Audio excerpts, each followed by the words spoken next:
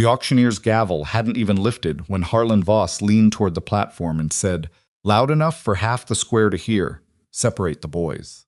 I'll take the two older ones. Someone else can deal with the little ones or leave them." He didn't whisper it. He didn't flinch saying it. He stood there in his pressed coat, with his gold watch chain catching the morning light, and he talked about splitting 4 children apart like he was sorting cattle by weight. The oldest boy, couldn't have been more than 13, pulled the smallest one closer without making a sound. That was the moment Adeline Whitmore stopped walking. If this kind of story moves you the kind, where one moment changes everything, subscribe to this channel right now and follow along until the very end. Hit that like button and drop a comment telling me what city or country you're watching from. I want to see how far this story travels. Now let's go back to that courthouse square, because what happened next, nobody in Redemption Falls ever forgot. The town of Redemption Falls sat in a shallow valley between 2 ridgelines that blocked most of the good wind in summer and funneled all the worst of it in winter. It wasn't a pretty town. It had the usual collection of false-fronted buildings, a barber shop that doubled as a dentist, a general store run by a woman who didn't smile much but gave fair weight, and a courthouse that looked more solid than anything else on the street. Because Harlan Voss had paid for the new stone facade 3 years ago and made sure everyone knew it. The auction had been announced in the weekly paper and posted on the courthouse door for 10 days. Most people came because they had nowhere else to be on a Thursday morning. A few came because they were curious. 2 or 3 came because they intended to bid. And one man came because he had no choice, because the terms of the court order required his physical presence, and because wherever he went, 4 children followed. Caleb Rourke stood on the platform in clothes that had been clean once, maybe a week ago. He was a big man, broad through the shoulders, thick in the hands, but he held himself the way a man holds himself when everything has already gone wrong, and he's just waiting to find out how much worse it gets. His left eye was still swollen from something that had happened 3 weeks prior, and he hadn't explained it to anyone, and nobody had asked. He had a bruise along his jaw that had gone from purple to yellow, which meant it was healing but slowly. He was 38 years old and looked 46. Behind him, arranged on the platform steps, the way children arrange themselves when they've learned that staying close is the safest policy, were Ethan, Owen, Clara, and Samuel. Ethan had his arms crossed and was staring at the crowd the way a young animal stares at something it can't outrun. Owen stood with his hands in his pockets, chewing his lower lip. Clara had one fist wrapped in the back of Caleb's shirt and was not letting go. And Samuel, who was 4 and therefore somewhat confused about the nature of public auctions, had fallen asleep against Ethan's shoulder in the particular way that small children fall asleep anywhere, without apology. The auctioneer was a thin man named Gerald Pratt, who wore the same gray coat every public occasion and smelled faintly of pipe tobacco. He had done these debt auctions before, not many, but enough to know they were unpleasant, and he opened with the minimum required legal language and not a single word more. "Labor obligation," he said, reading from the court document. Caleb Rourke, assessed at $412.60 in outstanding debt following foreclosure proceedings on the property at Elk Creek Road. Terms of contract: the purchasing party acquires the debtor's labor for a period not to exceed 18 months, or until full debt satisfaction is achieved, whichever comes first. Bidding opens at... Before you start, Harlan Voss stepped forward from the small cluster of men near the front. He had 2 others with him. One was a lawyer whose name people knew and didn't like, and the other was a large one whose only apparent function was to stand slightly behind Voss and make other men feel smaller by comparison. "I want to clarify the terms regarding the minors." Pratt looked up from his papers. "The children are not part of the auction, Mr. Voss. They're not. The court order doesn't specify housing arrangements." Voss gestured toward Caleb's 4 children with the kind of casual ease that meant he'd already thought this through. "I'm simply suggesting that if the labor obligation goes to separate bidders, or if the primary bidder wishes to structure accommodations differently, there's nothing in the document that prevents. There's 4 of them." This was Caleb's voice. Low, steady, the kind of voice that comes from a man who has said something so many times in his own head that saying it out loud doesn't help anymore. They stay together. Voss looked at him. "Mr. Rourke, you don't actually get a vote in this proceeding." "I'm not voting. I'm telling you." The crowd shifted. There was a sound not quite murmuring, not quite silence that falls over a public gathering, when something has happened that everyone understands, but nobody wants to be the first to address. Voss turned back to Pratt. Separate the boys. I'll take the two older ones. Someone else can deal with the little ones, or leave them. He said it the way a man says something he considers perfectly reasonable, with no heat in his voice, no cruelty for its own sake. That almost made it worse. Ethan's arms tightened across his chest. Owen stopped chewing his lip. Clara pressed her face against Caleb's back, and Caleb's hands, those big work-cracked hands, balled into fists at his sides. That was the moment Adeline Whitmore stopped walking. She had come into Redemption Falls that morning to buy flour, a new axe handle, and 2 bolts of heavy canvas. She'd been on her way from Haskell's General Store to the post office, and had taken the courthouse street by habit, not by intention. She'd heard the auction was happening. Everyone had heard, but she hadn't planned to stop, hadn't planned to watch, certainly hadn't planned to get involved. She stopped now. Adeline was 35, and she ran the Whitmore Ranch alone, which in 1882 Colorado was either impressive or scandalous, depending on who you asked. She'd inherited it from her father 4 years ago, when he died without a male heir to cause a fuss about, and she'd kept it running through 2 bad winters, and a summer so dry the creek dropped to 8 inches in August. She was a tall woman, not conventionally pretty, but the kind of face that held your attention longer than you expected, with dark eyes that didn't give much away, and hands that told the truth, her expression concealed. She stood at the edge of the gathering and watched Harlan Voss propose breaking those 4 children apart, and something in her chest went cold and hard. She knew Voss. Not well, she'd made it a point not to know him well. He'd approached her twice about buying the north section of her rangeland, and both times she'd declined. And both times he'd smiled and said he understood perfectly, which was the kind of thing a man says when he doesn't intend to take no for a final answer. She also knew, without having been told, exactly why Voss wanted those older boys. Labor that young cost nothing officially. There were ways around every rule if you had enough money and the right connections. And a lawyer who asked the right questions about which rules technically applied to which situations. Pratt had started speaking again, navigating around Voss's suggestion without quite shutting it down, and the bidding had technically opened, and there were 2 other men in the crowd with their arms crossed in the particular posture of men, considering whether to bid on something unpleasant if the price stayed low enough. Caleb was talking again. She could hear it low, insistent, directed at Pratt, right into the terms that they stay together. Whatever paper this man's buying, you write that into it. The kids come with me, or the whole thing. I don't care what you put in that document. I'll fight every day of it. I swear I will make this the worst investment this man ever. Rourke. Voss's voice went flat. You're in default of a court-ordered debt proceeding. The only thing that happens if you refuse cooperation is the penalty terms kick in and your situation gets considerably worse. Then let it get worse. They're not splitting up. Pratt looked uncomfortable. The lawyer next to Voss murmured something. 2 of the men in the crowd exchanged a glance, and Adeline walked forward. She didn't push through the crowd. People moved, the way people move when someone walks with that particular quality of intention. She came to the front, and she looked at Gerald Pratt, and she said, "What's the full amount?" Pratt blinked. "I beg your pardon?" "The debt. The full assessment."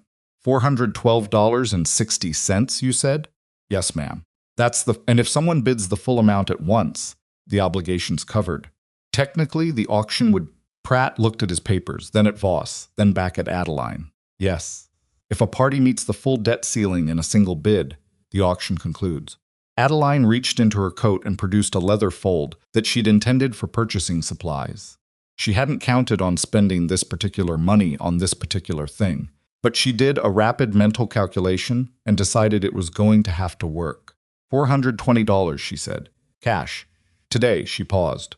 And the terms of the contract will specify that the labor obligation belongs to one Caleb Rourke, who will reside and work at the Whitmore Ranch with his 4 children present and housed for the full duration. All 4. Or I don't bid. The silence was immediate and complete. Voss turned and looked at her with an expression she'd seen before, not anger. Exactly. More like the look of a man who has just had something taken from him and is calculating how to get it back. Miss Whitmore. His voice was smooth. This isn't the sort of business you want to get into. It's Mrs., she said. She wasn't a widow or a wife. It was simply the title she'd adopted when she took over the ranch, because it got fewer arguments at contract tables. And I'll determine what business I want to get into. The debt terms don't require, Mr. Pratt. She didn't look away from Voss. Is there any legal barrier to the stipulation I just described? Pratt checked his papers again. He checked them twice, because he was a thorough man, and because the way Voss was looking at him made him want to be absolutely certain.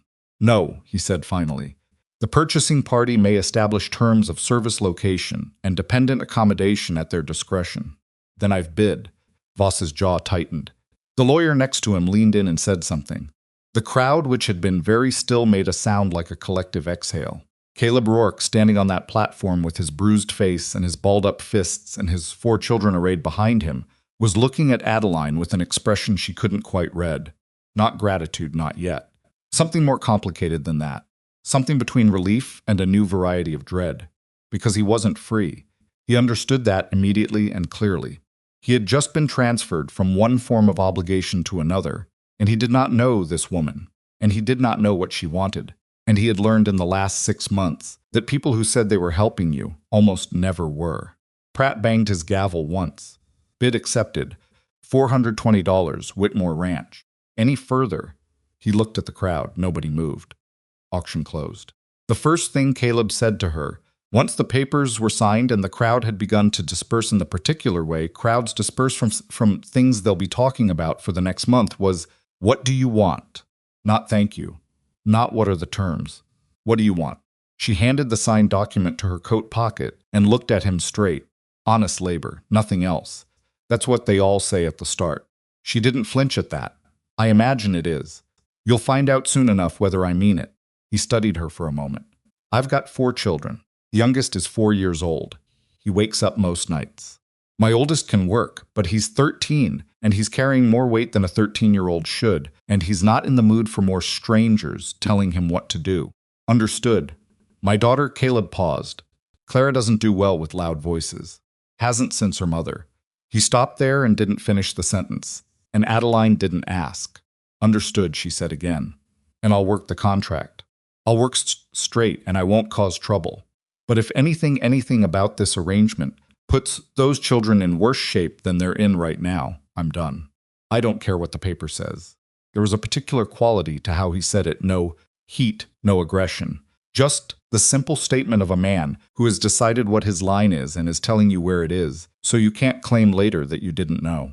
Adeline looked at him for a long moment. Then she said, Caleb, my wagon's behind the general store. If you and your children want to put your things in it, we can get moving before the afternoon gets cold. He held her gaze for another second. Then, he turned and said something to Ethan, the oldest, who nodded and said something back. Owen had already found Samuel and was hoisting him up, the little boy still half asleep and confused, one shoe missing from where he'd been sitting on the steps. Clara had finally released the back of Caleb's shirt and was standing very still, watching Adeline with large dark eyes. Adeline looked at the girl. Hi, Clara. Clara said nothing. You don't have to say anything yet, Adeline told her. That's fine.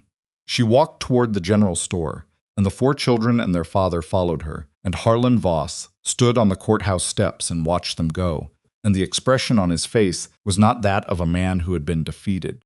It was the expression of a man who was taking note of something and filing it away for later. The Whitmore Ranch was 11 miles from town, which was a long way in a wagon when the 3 older children were attempting to sort out who they were and what was happening and where they were going. Owen asked questions. He asked a lot of them, in the rapid-fire way of a 10-year-old who processes information out loud, and Adeline answered most of them without elaborating. Yes, it was a big ranch. No, she didn't have any other hands right now. Yes, there would be supper. No, he didn't need to worry about that. Yes, there was a barn. No, it wasn't as large as some. Yes, there were horses. That last one made Ethan's head come up from wherever he'd been staring. What kind, he said. Quarter horses, mostly. One old Morgan that came with the property and I can't get rid of because he bites anybody who tries to load him. How many? 11 head working stock. 3 more that need work. She paused. You know horses? Ethan shrugged in the specific way that means yes, significantly. Our ranch had horses. Caleb, sitting in the back with Samuel asleep across his lap, glanced up at that but said nothing. It took about an hour to reach the ranch, and the light had gone golden by the time they turned off the main road and came through the gate that had Whitmore burned into the crossbeam. The house was not small, but it was not grand either, a well-built structure of local timber, with a covered porch and 2 chimneys and window glass that had been replaced recently enough that it still held clean. The barn sat back and to the left, larger than it looked from the approach. There was a good corral and a newer one still being framed in, and there was a garden along the south wall that had mostly finished for the season, but still showed order and intention. Clara, who hadn't said a word the entire ride, leaned slightly forward on the wagon seat and looked at the garden. Then she sat back without comment. Adeline pulled the wagon around to the side entrance and climbed down and stood for a moment with her hands on her hips, looking at the family she'd just brought to her property. And the particular complexity of what she had done settled on her, the way decisions settle on you after the heat of the moment has passed. She had a man bound to her by a debt contract. She had 4 children who belonged to him and answered to no one else. She had a ranch that needed work, and a business that ran on thin margins, and a reputation in Redemption Falls that had taken her years to build and could be complicated by the kind of talk that came with bringing an unattached man to live on your property. She understood, just turned her entire operation upside down. "Main house," she said, because standing still wasn't going to get supper made. "I'll get the guest rooms opened. Caleb, the barn can wait until morning." "Owen," she glanced at the 10-year-old, who immediately straightened up, pleased to be addressed. "There's a hand pump behind the house. The trough needs filling if you want to do something useful." "Yes, ma'am," Owen said, and was off the wagon before she finished speaking.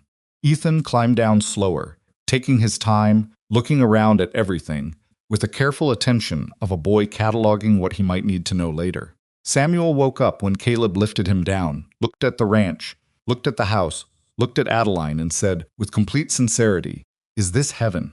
There was a brief, startled pause.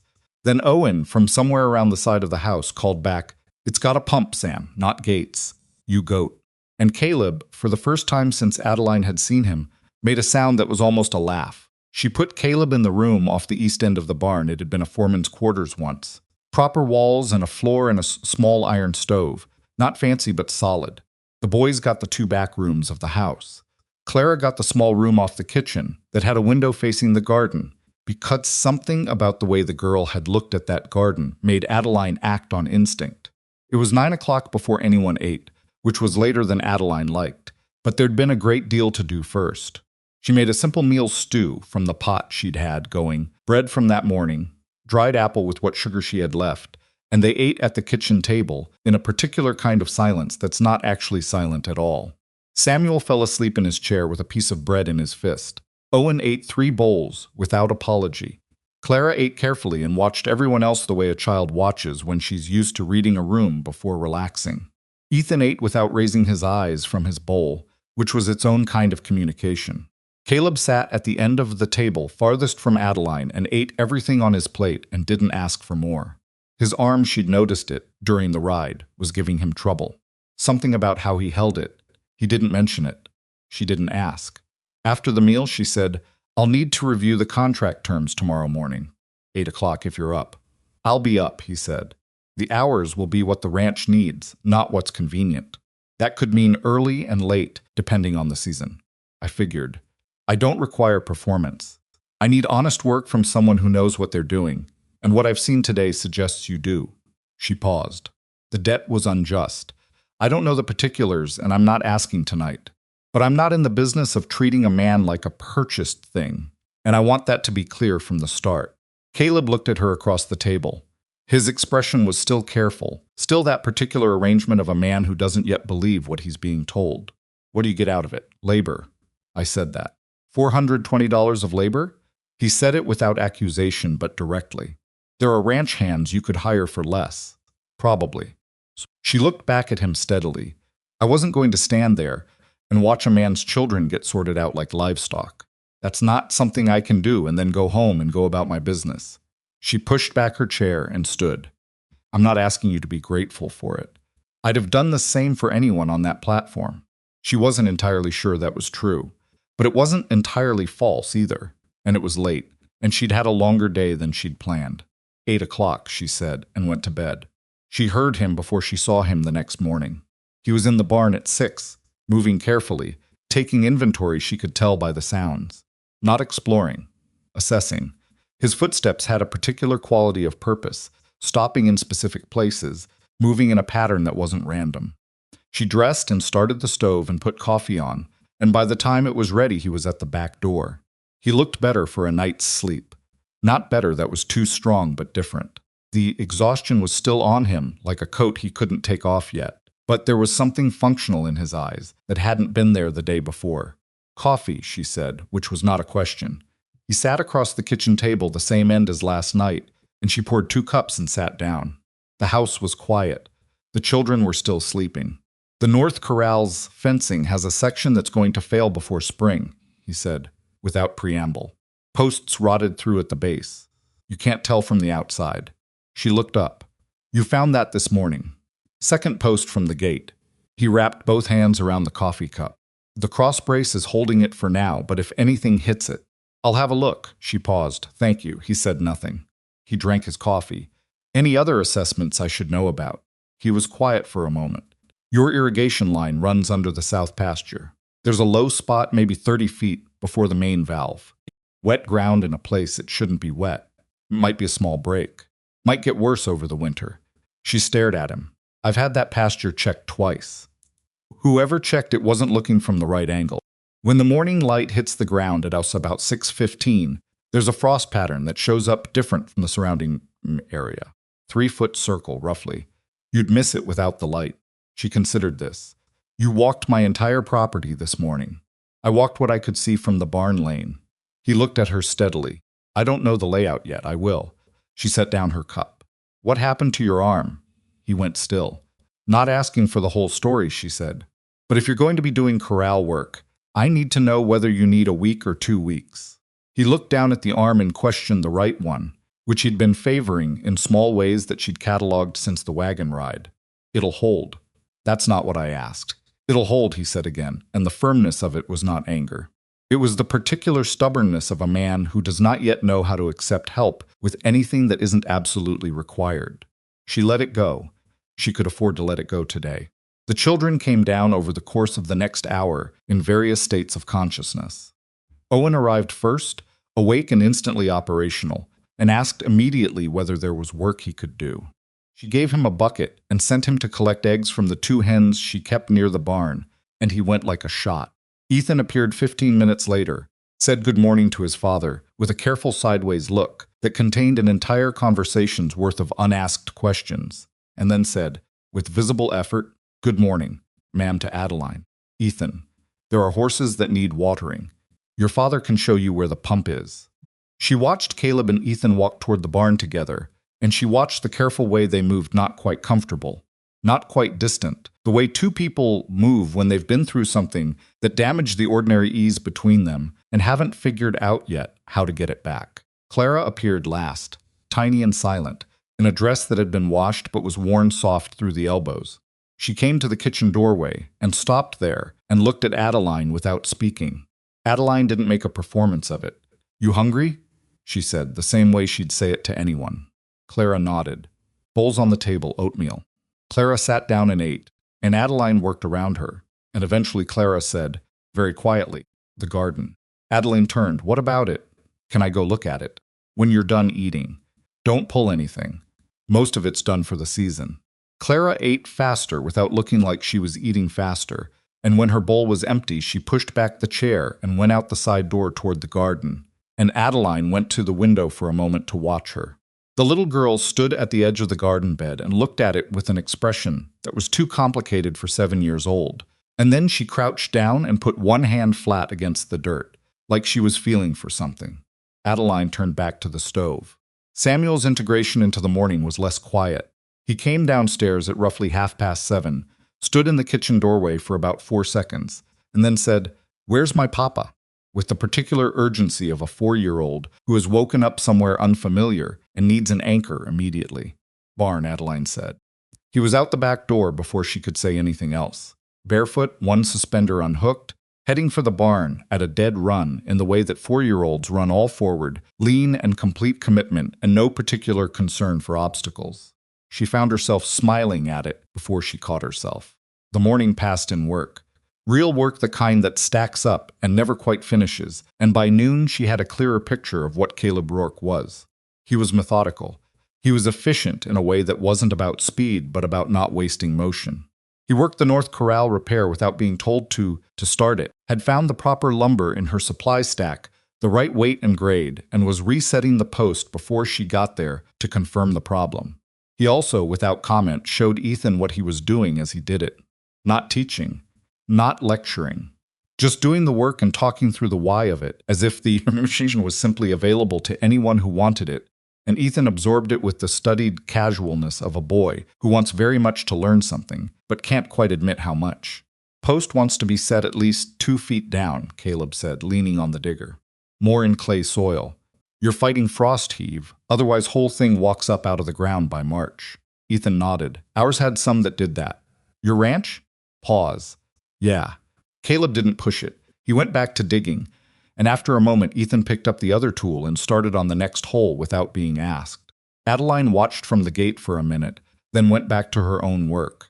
By 3 o'clock she had confirmed the irrigation problem. Caleb had been exactly right, there was a break, small but actively seeping, in precisely the location he'd described.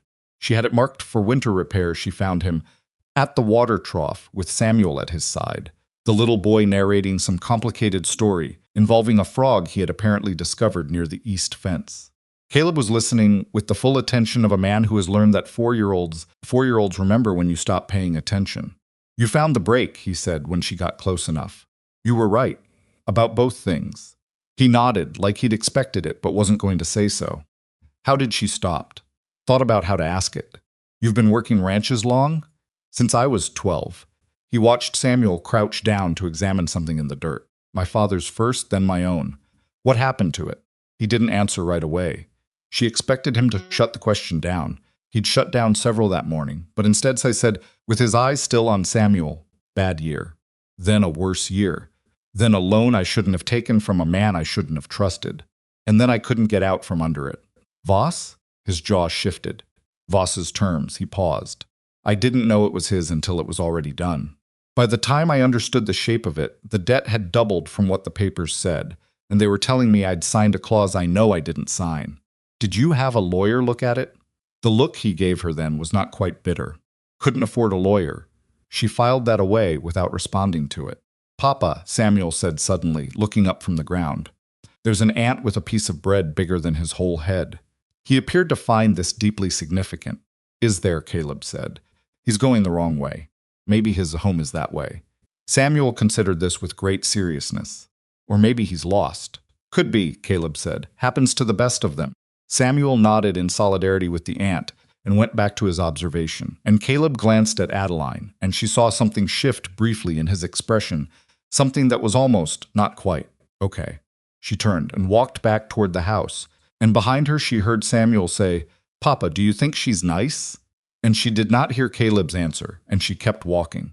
That night, after the children were in bed, which took considerably longer than Adeline had anticipated, largely due to Owen needing to tell her at length about every single egg he'd collected and their relative sizes, she sat at the kitchen table with the contract document and a cup of tea gone cold and looked at the terms she'd agreed to.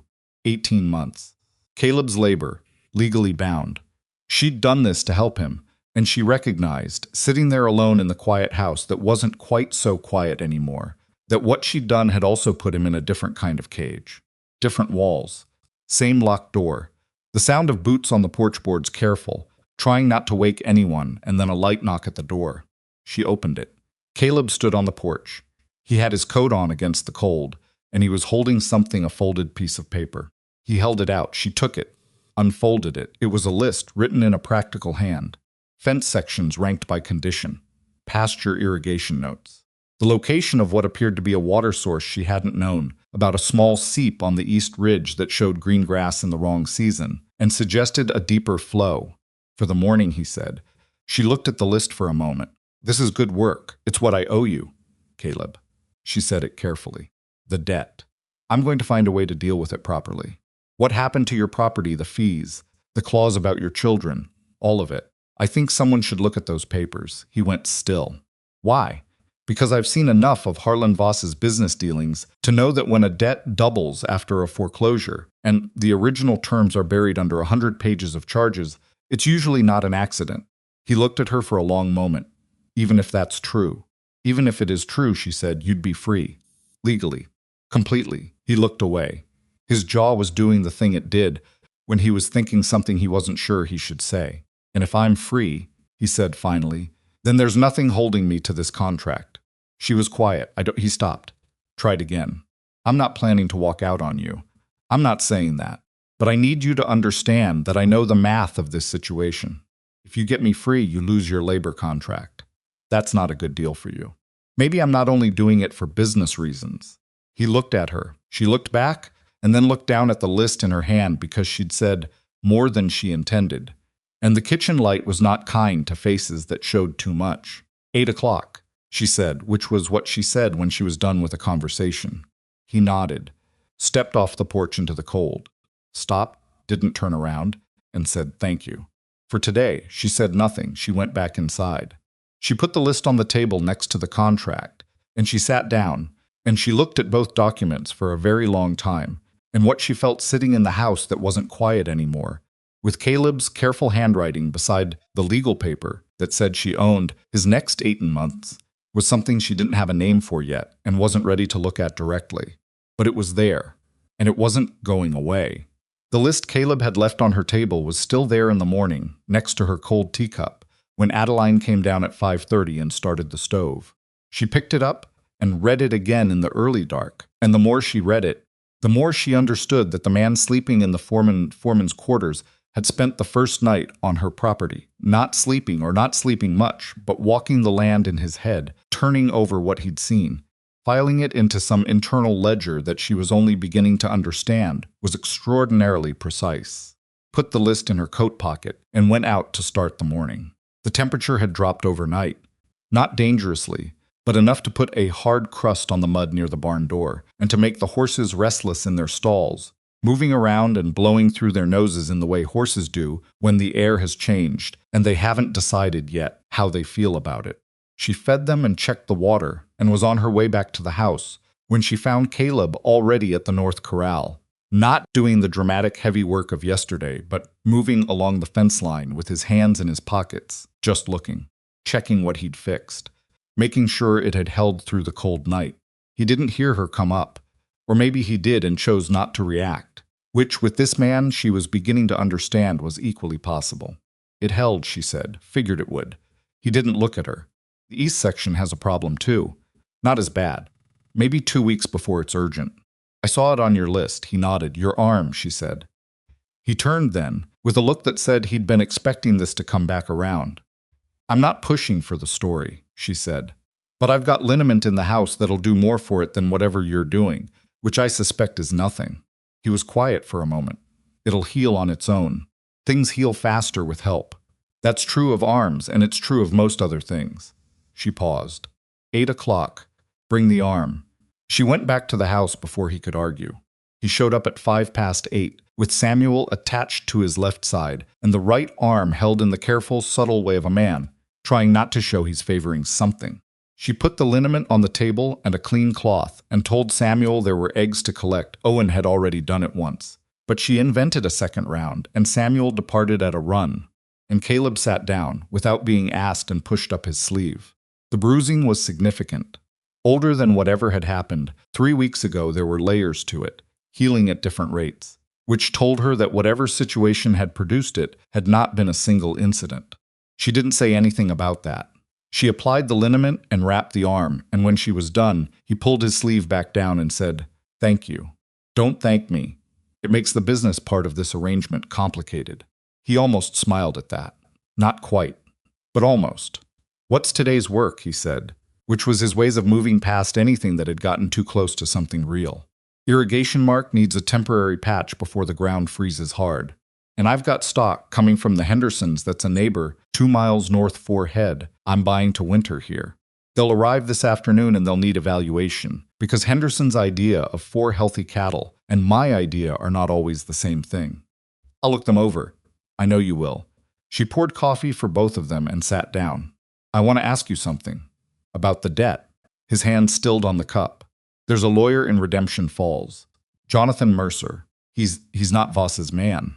I want to be clear about that, because I know most of the attorneys in that town have some connection to Voss's bank, directly or indirectly, and Mercer doesn't.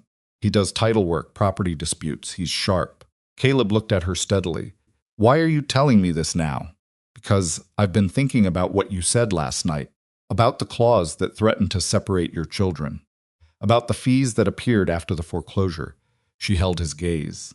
That's not normal practice, Caleb. Even in a bad debt proceeding, there are limits to what a bank can charge after seizure. And threatening a man's children to compel compliance, that's the kind of thing a lawyer would want to see in writing. Because if someone wrote it down, they made a mistake. He was quiet for a long moment. Outside, Owen could be heard explaining something to Samuel at considerable volume near the barn. If Mercer looks at the papers, Caleb said carefully, and finds something wrong, what then? That doesn't give me my ranch back. The property's already been transferred. Maybe not. But it might give you leverage. And it would certainly cancel the remaining terms of the contract between you and me, because the original debt that created the obligation would be void. We've been over this, he said, with a patience that wasn't quite irritation. That's not a good deal for you. I told you last night, I'm not only doing this for business reasons. You also told me it was 8 o'clock and walked away. She looked at him. He looked back.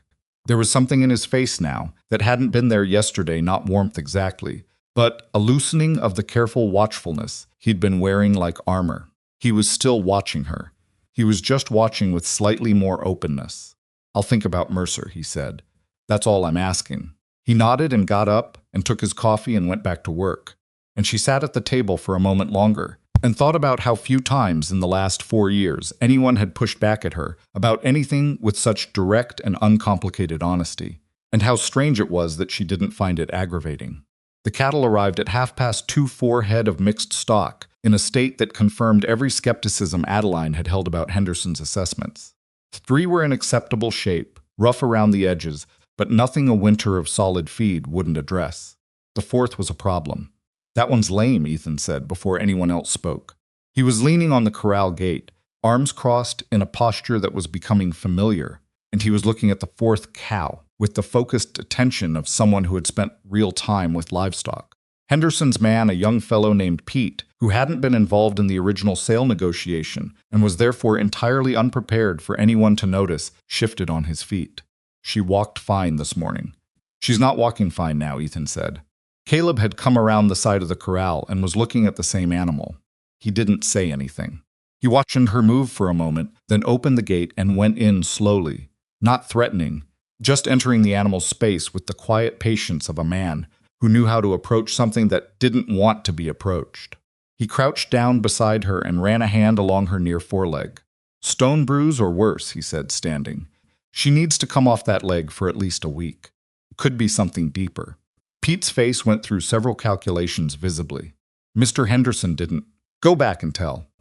Henderson, Adeline said, coming to stand at the gate, that I'll take 3 head at the agreed price, and he owes me a credit on the 4th until she's sound. If she's not sound by December, I want a replacement or a full refund on that share. Pete opened his mouth. I've done business with Henderson for 4 years, Adeline said, with the particular calm of a woman who has run a ranch alone long enough to know exactly how much ground she's willing to give in a negotiation, which was none. He knows I don't argue small things. This isn't a small thing. Go tell him what I said. Pete went. Caleb looked at her from inside the corral. Henderson's going to push back. Henderson always pushes back. He also always ultimately accepts the reasonable position, which is why we're still doing business after 4 years. She paused. Can you manage the lameness? Poultice and rest. I'll need some supplies from town. Make a list. Owen can ride in with me tomorrow if Henderson sends word and we need to go sort it out in person. Owen, who had been listening from approximately 6 feet away with the focused attention of a child pretending not to listen, immediately said, I can ride by myself.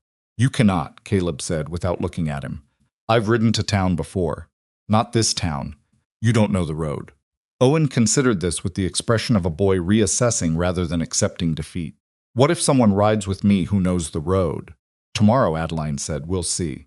Owen filed this under possible victory and went back to his self-assigned project of reorganizing the smaller tack hooks in the barn, which he'd been doing since morning, with a focus that suggested he had strong opinions about organizational systems. That evening, Adeline was in the kitchen going over her supply ledger when Clara appeared in the doorway. This was becoming Clara's particular method, appearing in doorways and waiting to be noticed, not calling out, not announcing herself, just arriving silently and waiting to see what happened. "Clara," Adeline said without looking up. "You need something?" "No." A pause, the turnips in the garden. Adeline looked up now. "The ones in the back row," Clara said. "They're not done. There's 3 that they're still growing." She said it like a report she'd been preparing. "If the frost comes hard, they'll be ruined. But if someone digs them and keeps them in the cold cellar, they'd last until January." Adeline set down her pencil. "You've been checking the garden." "Every day." Clara's tone said this was obvious and not worth remarking on. "My mama had a garden. I know turnips." Adeline looked at the girl for a moment, 7 years old, worn dress, absolutely certain about turnips, and felt something shift in her chest that she didn't examine. "After breakfast tomorrow," she said. "We'll dig them together." Clara nodded once, like a professional agreeing to reasonable terms, and disappeared from the doorway. The turnips were dug the next morning, and Clara knew exactly what she was doing, digging at the right angle, handling the roots without bruising, checking for rot with the brisk competence of someone who had been taught carefully and had paid attention. They worked side by side for an hour without much conversation, and when it was done, Clara arranged the turnips in the cold cellar with a specificity that Adeline didn't interfere with, because it was clearly deliberate and clearly mattered. "Your mother taught you," Adeline said when they were done. Clara looked at the arranged turnips. "She taught me everything about the garden." She paused. "She's gone now. I know. Papa doesn't talk about it." Adeline chose her words. Sometimes people need time before they can talk about things that hurt. Clara considered this with the gravity of a child who has had to think about adult things before she was ready. "I know," she said finally. "I do too." She turned and went back into the house, and Adeline stood in the cold cellar for an extra moment before she followed. The rhythm of those first 2 weeks was not smooth. That was the honest truth of it. 4 children and an adult man arriving in any single-person household created complications that no amount of preparation fully addressed, and Adeline had not prepared at all. Samuel was underfoot in ways that were both inconvenient and, she was discovering against her intentions, frequently hilarious. He had no concept of any activity being restricted to adult attention and therefore appeared wherever things were happening, the barn, the cellar, the kitchen, the corral, with complete confidence that his presence was welcome and appropriate. She found him in the barn one morning sitting next to the old Morgan, the biting horse, the impossible horse, the horse that had made the previous 2 ranch hands she'd attempted to board him with extremely unhappy talking. Just talking.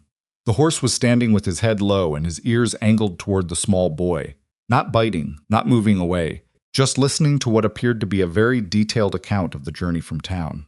Adeline stopped in the barn doorway. "He doesn't bite me," Samuel said without looking up, apparently aware of her presence in the way that small children sometimes are without being able to explain why. "I noticed that." "I think he was lonely," Samuel said seriously. She went back to the house and thought about this for a longer time than it probably warranted. Owen was adapting the way water adapts, finding the shape of whatever container he was in and filling it. He had reorganized the tack room, established an egg collection schedule that he monitored with terrifying consistency, decided independently that the smaller corral gate hinges needed oil, and oiled them. He asked questions about everything and forgot nothing.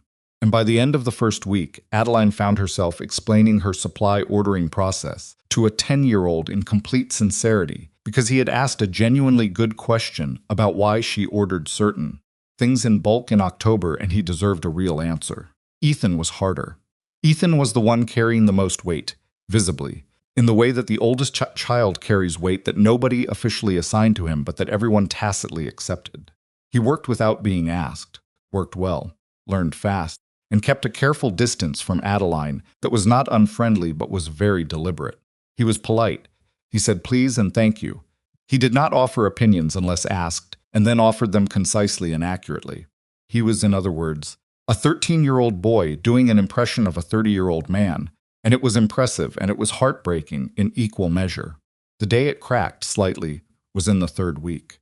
She'd asked him to take the gelding, a good-natured bay quarter horse named Fletcher, out to the north pasture to check a fence line she needed eyes on. It was a task she'd normally do herself, but her knee had been troubling her, an old injury that came back in cold weather, and Fletcher was sensible, and the route was straightforward. Ethan went without comment. He came back 2 hours later, and when he put Fletcher in the stall, he spent 10 minutes grooming him with a thoroughness that went well beyond what the task required. Adeline watched from the barn door. "He's a good horse," Ethan said eventually. "He's the best one I've got, honestly. Don't tell the others." She paused. "How's the fence?" "Section near the big rock is loose. Not failed, just it's been rubbed. Something's been rubbing against it." "Elk," she said. "They come through there in November. Every year." Ethan absorbed this. "You'll need to check it after they pass through then. They'll loosen it more." "I always do." He was quiet for a moment, working the brush along Fletcher's shoulder. "Our place had a section like that, by the creek. Dad fixed it every spring." She didn't say anything. She'd learned that with Ethan, the right response to the rare moment he offered something was to not interrupt it. "I miss it," he said, simple, flat, not asking for anything, just stating a fact. "I know we can't go back. I know that. But I miss it." "That's allowed," she said. He looked at her sideways, like he'd expected something different. "Missing something doesn't mean you can't go forward," she said. "It just means it mattered. Both things can be true." He nodded slowly and went back to the brush, and that was all. But the next morning he said good morning to her with something in his face that had relaxed, just slightly, from the constant careful management he'd been maintaining. Caleb noticed. She could tell, because he was the kind of man who noticed things. And because when she came in from the barn that morning, he looked at her with a question he didn't ask out loud, and she just said, "He talked about the ranch for a minute," and Caleb nodded, and that was all they needed. The thing about the irrigation break turned out to be more significant than the initial assessment had suggested. Caleb dug down to the pipe on a cold Wednesday afternoon, Owen and Ethan, both there because Caleb had made it clear he could use the extra hands, and because the boys had learned that working alongside Caleb was always instructional whether he announced it or not. And what he found was not a small seep, but a crack that had been developing for some time and had been invisible at the surface because the surrounding soil had been absorbing it slowly. "This is why the south pasture grass has been thinner the last 2 years," Caleb said, crouched in the trench, speaking to Adeline, who was standing at the edge. "Water's not getting where it's supposed to. It's leaking out here instead." She looked at the pipe. "Can it be patched? Short term, yes. Long term, this section needs replacement. The pipe's old original construction, maybe. The joint here," he pointed. "It's a design that doesn't hold well in this soil. The freeze-thaw cycle works it loose over years. How long to replace the whole section? 3-4 days. Maybe more depending on what else we find when we open it up." Ethan was looking at the pipe with the focused expression he got when he was calculating something. "If the water's been leaking here since spring, does that mean the stock was short in August? During the dry month?" Caleb looked at him. "Yeah, it does." Ethan looked at Adeline. "You said the grass was thin in the south pasture this summer. Was the stock weight off?" She looked at the boy. He was 13, and he had just identified a cascading consequence she'd attributed to drought alone. "A little." "I thought it was the summer." "It was both," Caleb said. He looked at his son with the particular expression of a parent watching a child do something well. Good thinking. Ethan went back to looking at the pipe, but the tips of his ears were red, in the way they get on a pale-skinned boy who has just received unexpected praise and isn't sure how to carry it. The repair took 4 days, plus 1 additional day when they found a secondary weakness 30 feet further along. By the time it was sealed and tested and the trench filled back in, all of them Caleb, Ethan, Owen, who had inserted himself as ground-level dirt management, and Adeline herself were caked in cold mud and exhausted in the productive way that comes from solving a problem completely. Owen looked at his hands and said, "I'm going to need about 3 baths." "You're going to need 1 bath, and to stop complaining," Ethan said. "I'm not complaining, I'm observing." They sound the same. "They're not the same, they're completely boys," Caleb said. Not loud, not threatening. "Just said it." They stopped. He said it the way a man says it who has said it 10,000 times, and the boys responded the way boys respond, when they know exactly what that word means in that particular tone. Adeline filed this away, not the authority in it, but the ease of it. the familiarity, the way all three of them moved together in a pattern that had been built over years. That night, after the mud was off, and the supper was done, and the children were in bed, Caleb came to the kitchen again, not with a list this time. He sat down and wrapped his hands around a cup of tea she'd made without asking him whether he wanted it, and for a few minutes neither of them said anything. "I want to see Mercer," he said. She looked up. "The lawyer. You said he's not Voss's." He wasn't looking at her. He was looking at the tea. "I've been thinking about what you said, about things being written down, about mistakes." He paused. "My kids deserve to have it settled.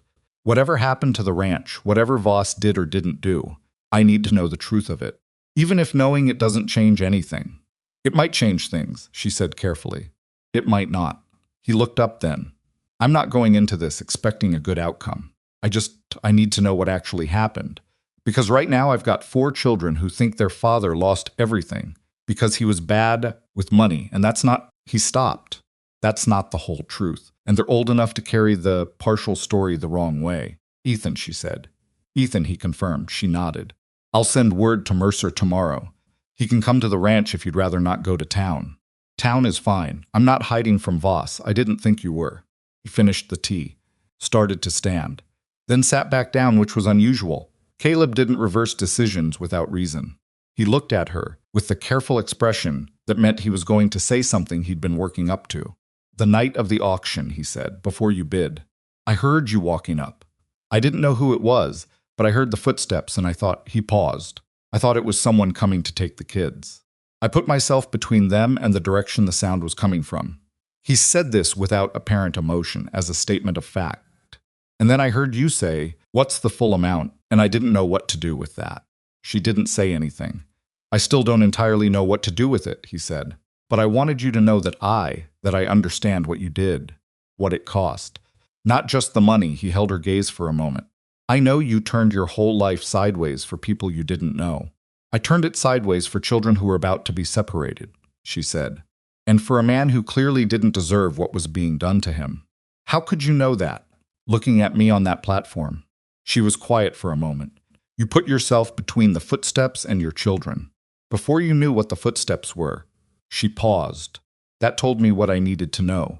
He held her gaze a long moment. Something in his face moved, not the almost smile she'd seen a few times. Something deeper than that. Something that looked like being seen, which is a different feeling entirely from being looked at. He stood up. "Good night, Adeline."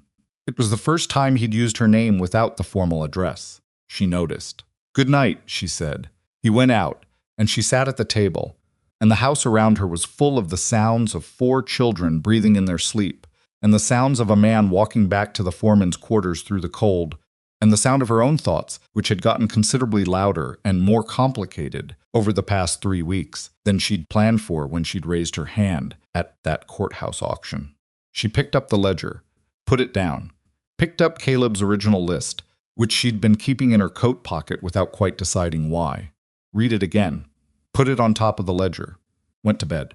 Somewhere between 10:30 and midnight, she heard Samuel cry out that sharp, disoriented sound of a small child waking in the wrong place, and then, very quickly, Caleb's voice from the direction of the boy's room, low and steady.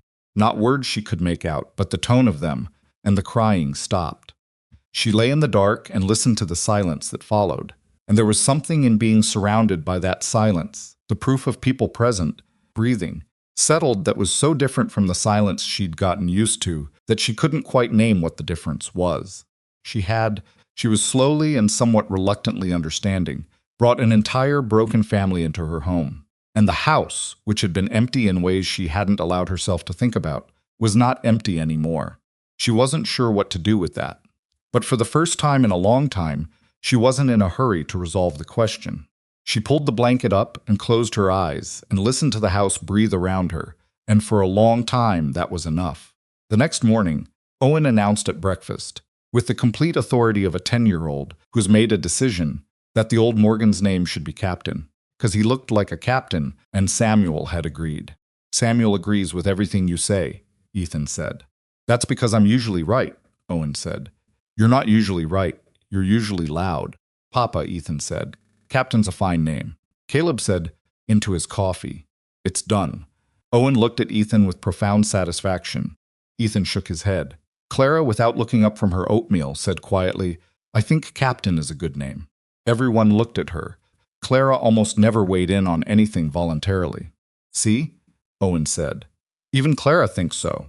Clara went back to her oatmeal as if she hadn't said anything, and Adeline looked at the 7-year-old and felt, again, the unnamed thing she'd been feeling for 3 weeks now, which was maybe she was almost to admit. This something that felt like a family sitting at her kitchen table, eating breakfast, arguing about a horse's name, as if this had been true for longer than 3 weeks, and might go on being true for considerably longer still. She got up and refilled the coffee and didn't say anything about it, because saying things out loud had a way of making them real in both directions, and she was not entirely ready for the direction this particular thing might go. The appointment with Jonathan Mercer was set for a Thursday, 3 weeks after Caleb had first said yes to the idea. The delay wasn't Mercer's fault. He'd responded to Adeline's message within 2 days and proposed several dates it was Caleb's. He'd pushed it back twice without explanation, and she hadn't pressed him on it, because she was learning that Caleb Rourke moved toward difficult things at his own pace, and pushing him only made the pace slower. The morning they finally rode into Redemption Falls together, the sky was low and gray, and the temperature had dropped another 10 degrees overnight. Ethan was left in charge of the younger 3, which he'd received with the particular mix of responsibility and anxiety that assignment always produced in him, the wanting to be trusted, fighting the fear of something going wrong. Adeline had told him there was a cold beef stew on the stove, and that Owen was not under any circumstances to go near the tool shed without supervision, which was a precautionary measure based on recent evidence. They rode most of the 11 miles without much conversation. Not uncomfortable silence, the silence had changed between them over the past weeks into something that didn't require filling. At one point, Caleb said, "You've done this ride a lot." And she said, "Every week for 4 years." And he said, "Alone?" And she said, "Mostly." And that was the end of it. But she could feel him thinking about the alone of it in the way she'd come to recognize when something had landed with him, and he was turning it over. Mercer's office was above the Land Records Hall on the main street, accessed by an exterior staircase that was icy enough this morning to require care. The office itself was small but organized in the way that serious working spaces are organized, every surface in use, nothing decorative that wasn't also functional. A large table in the center, covered with maps and documents, weighted down by various objects that had been pressed into service as paperweights. Jonathan Mercer was 40-something, slight, with wire-rimmed glasses that he wore slightly low on his nose, and a habit of looking over them, rather than through them when he was listening. He shook Caleb's hand with a directness that Caleb responded to. She could see the subtle relaxation in his shoulders, the reading of a man that happens in the first 2 seconds of contact. "Mr. Rourke," Mercer said, "sit down. Tell me what you have." What Caleb had were the original loan documents. He'd kept them in a wrapped oilskin in the bottom of his travel bag through everything. Even the foreclosure, even the auction, even the period of sleeping in other men's barns. Some instinct had told him to keep them, and he'd listened to it, and now he laid them on Mercer's table with the careful hands of a man setting down something that had cost him to carry. Mercer put on his glasses properly and read. He read the way Adeline imagined a surgeon examines something, not fast, not slow, but with complete attention, touching the edge of the page with one finger as he worked through each section. He read the original loan agreement. He read the foreclosure notice. He read the penalty schedule attached to the court debt order. He read the clause, the one that had threatened to separate Caleb from his children if he resisted or contested the proceedings. He read that one twice. Then he took his glasses off and set them on the table and looked at Caleb over the papers. "Who drew these up?" he said. "Bank's attorney, name of Stillwell. Gerald Stillwell, you know him." Mercer's expression was careful. "I know his work." "Go on. Tell me the timeline when you took the loan, when the first notice came, what happened at each step." Caleb told him. He told it the way he'd clearly organized it in his head over the long months since in order, without embellishment, without the anger that she knew was underneath all of it, because anger didn't help in a lawyer's office, and Caleb was smart enough to know that.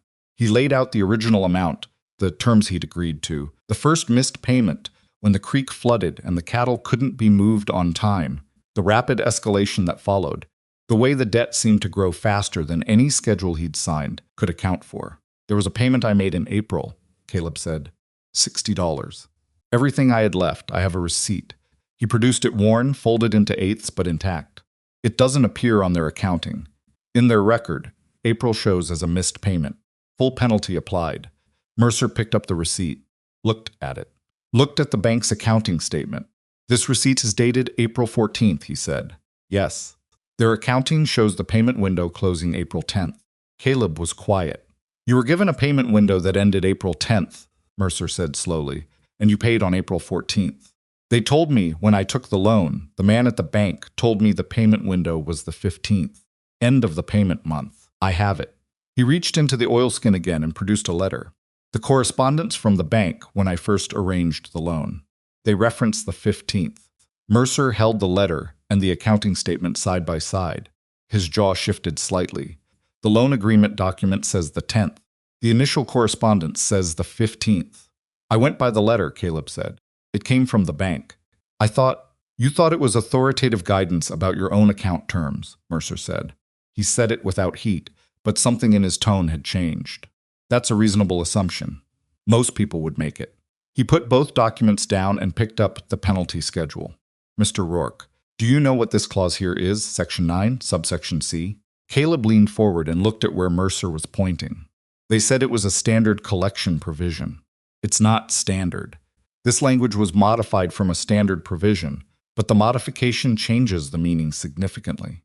A standard collection clause allows the bank to seek court judgment for unpaid debt.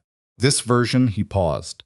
This version allows the bank to assess compound collection fees on the existing penalties, not on the original debt, which means every penalty generates its own penalties, compounding on a 30-day cycle. Adeline, who had been sitting quietly against the wall because this was Caleb's meeting, and she was here to support it, not to run it, felt a cold recognition move through her. Caleb's expression had gone very still. How much of the final debt number comes from that clause? Mercer picked up a pencil and spent 2 minutes doing calculations on a scrap of paper. He turned it around and pushed it across the table. Caleb looked at the number for a long time. When he looked up, his eyes were flat and controlled in the way eyes go flat when a man is doing everything in his power not to show what he's feeling. More than half, he said. Approximately 60% of your assessed debt at the time of foreclosure was generated by that compound clause, Mercer said. Not by anything you failed to pay, by a mechanism that fed on itself. Is that legal? Mercer set the pencil down. That's the question I'm going to need a few days to answer fully, because on its face, the clause was in the document you signed. But the question is whether its presence was properly disclosed, whether a reasonable person reading the loan agreement with the initial correspondence from the bank would have understood that this clause existed and what it did. He paused. The correspondence you received doesn't mention it. The loan officer's notes, if there are any, may or may not mention it. And there's case precedent in this territory, not a lot, but some for voiding provisions that were materially obscured at the time of signing. Silence. Then Caleb said, "And the children clause." Mercer picked up the threat document, the thing that had told Caleb his children could be removed from his custody if he contested or resisted the foreclosure and debt proceedings. He held it with the tips of 2 fingers, as if it were something he preferred not to touch fully. "This is not a bank document," he said. "This is not from Stillwell's office." Caleb blinked. It was delivered with the bank correspondence. The letterhead is the bank's. But this language, Mercer pointed to a passage. This language is not legal language. It doesn't cite any statute. It references court authority without specifying any actual court order. It looks official. It is not. He looked at Caleb over his glasses. Someone wrote this to frighten you into compliance. It has no legal force whatsoever. Your children could not have been removed on this basis. The silence that followed was different from the previous ones. Caleb sat back in his chair. It was the first time Adeline had seen him do that actually settle his weight back, rather than forward or held. He looked at the ceiling for a moment. Then he looked at his own hands. They wrote a fake document, he said. They wrote something designed to function as a threat while remaining technically deniable, Mercer said. Whether that constitutes fraud depends on intent, which is harder to prove than the document itself. But the document itself is, at minimum, a misrepresentation. Caleb lowered his hands. Why did they want the property badly enough to do all this? Mercer looked at him for a moment. Then he got up and went to the large map on the far wall, the county survey map, detailed, annotated in pencil in several places. He pointed to a section in the north. Your property was here? Elk Creek Road. Yes. Mercer pointed to two adjacent parcels, both marked with small pencil notations. These two parcels were acquired by Harlan Voss's Land Holdings Company in the past 3 years. One directly east of your original property, one to the north. He moved his finger to a line that ran through all three parcels. This is the Northern Wagon Route, the territorial freighting route that connects the northern ranches to the rail depot at Crestwood. Currently, it's a seasonal route impassable in deep winter because there's no reliable water source between Elk Creek and Crestwood for the working teams. Adeline stood up and crossed to the map. She saw it immediately. The year-round creek, she said. Caleb's property has the only year-round water source on the northern route for 18 miles, Mercer said. If a freighting company or a man who owns a freighting company controlled that water source, the route could be converted to a year-round operation, which would be worth, he paused, considerably more than any cattle operation on the same land. Caleb was standing now too, looking at the map. His expression was something she didn't have a word for. The look of a man who has been carrying a weight he didn't fully understand, has just been shown the shape of it. He didn't want the ranch, Caleb said.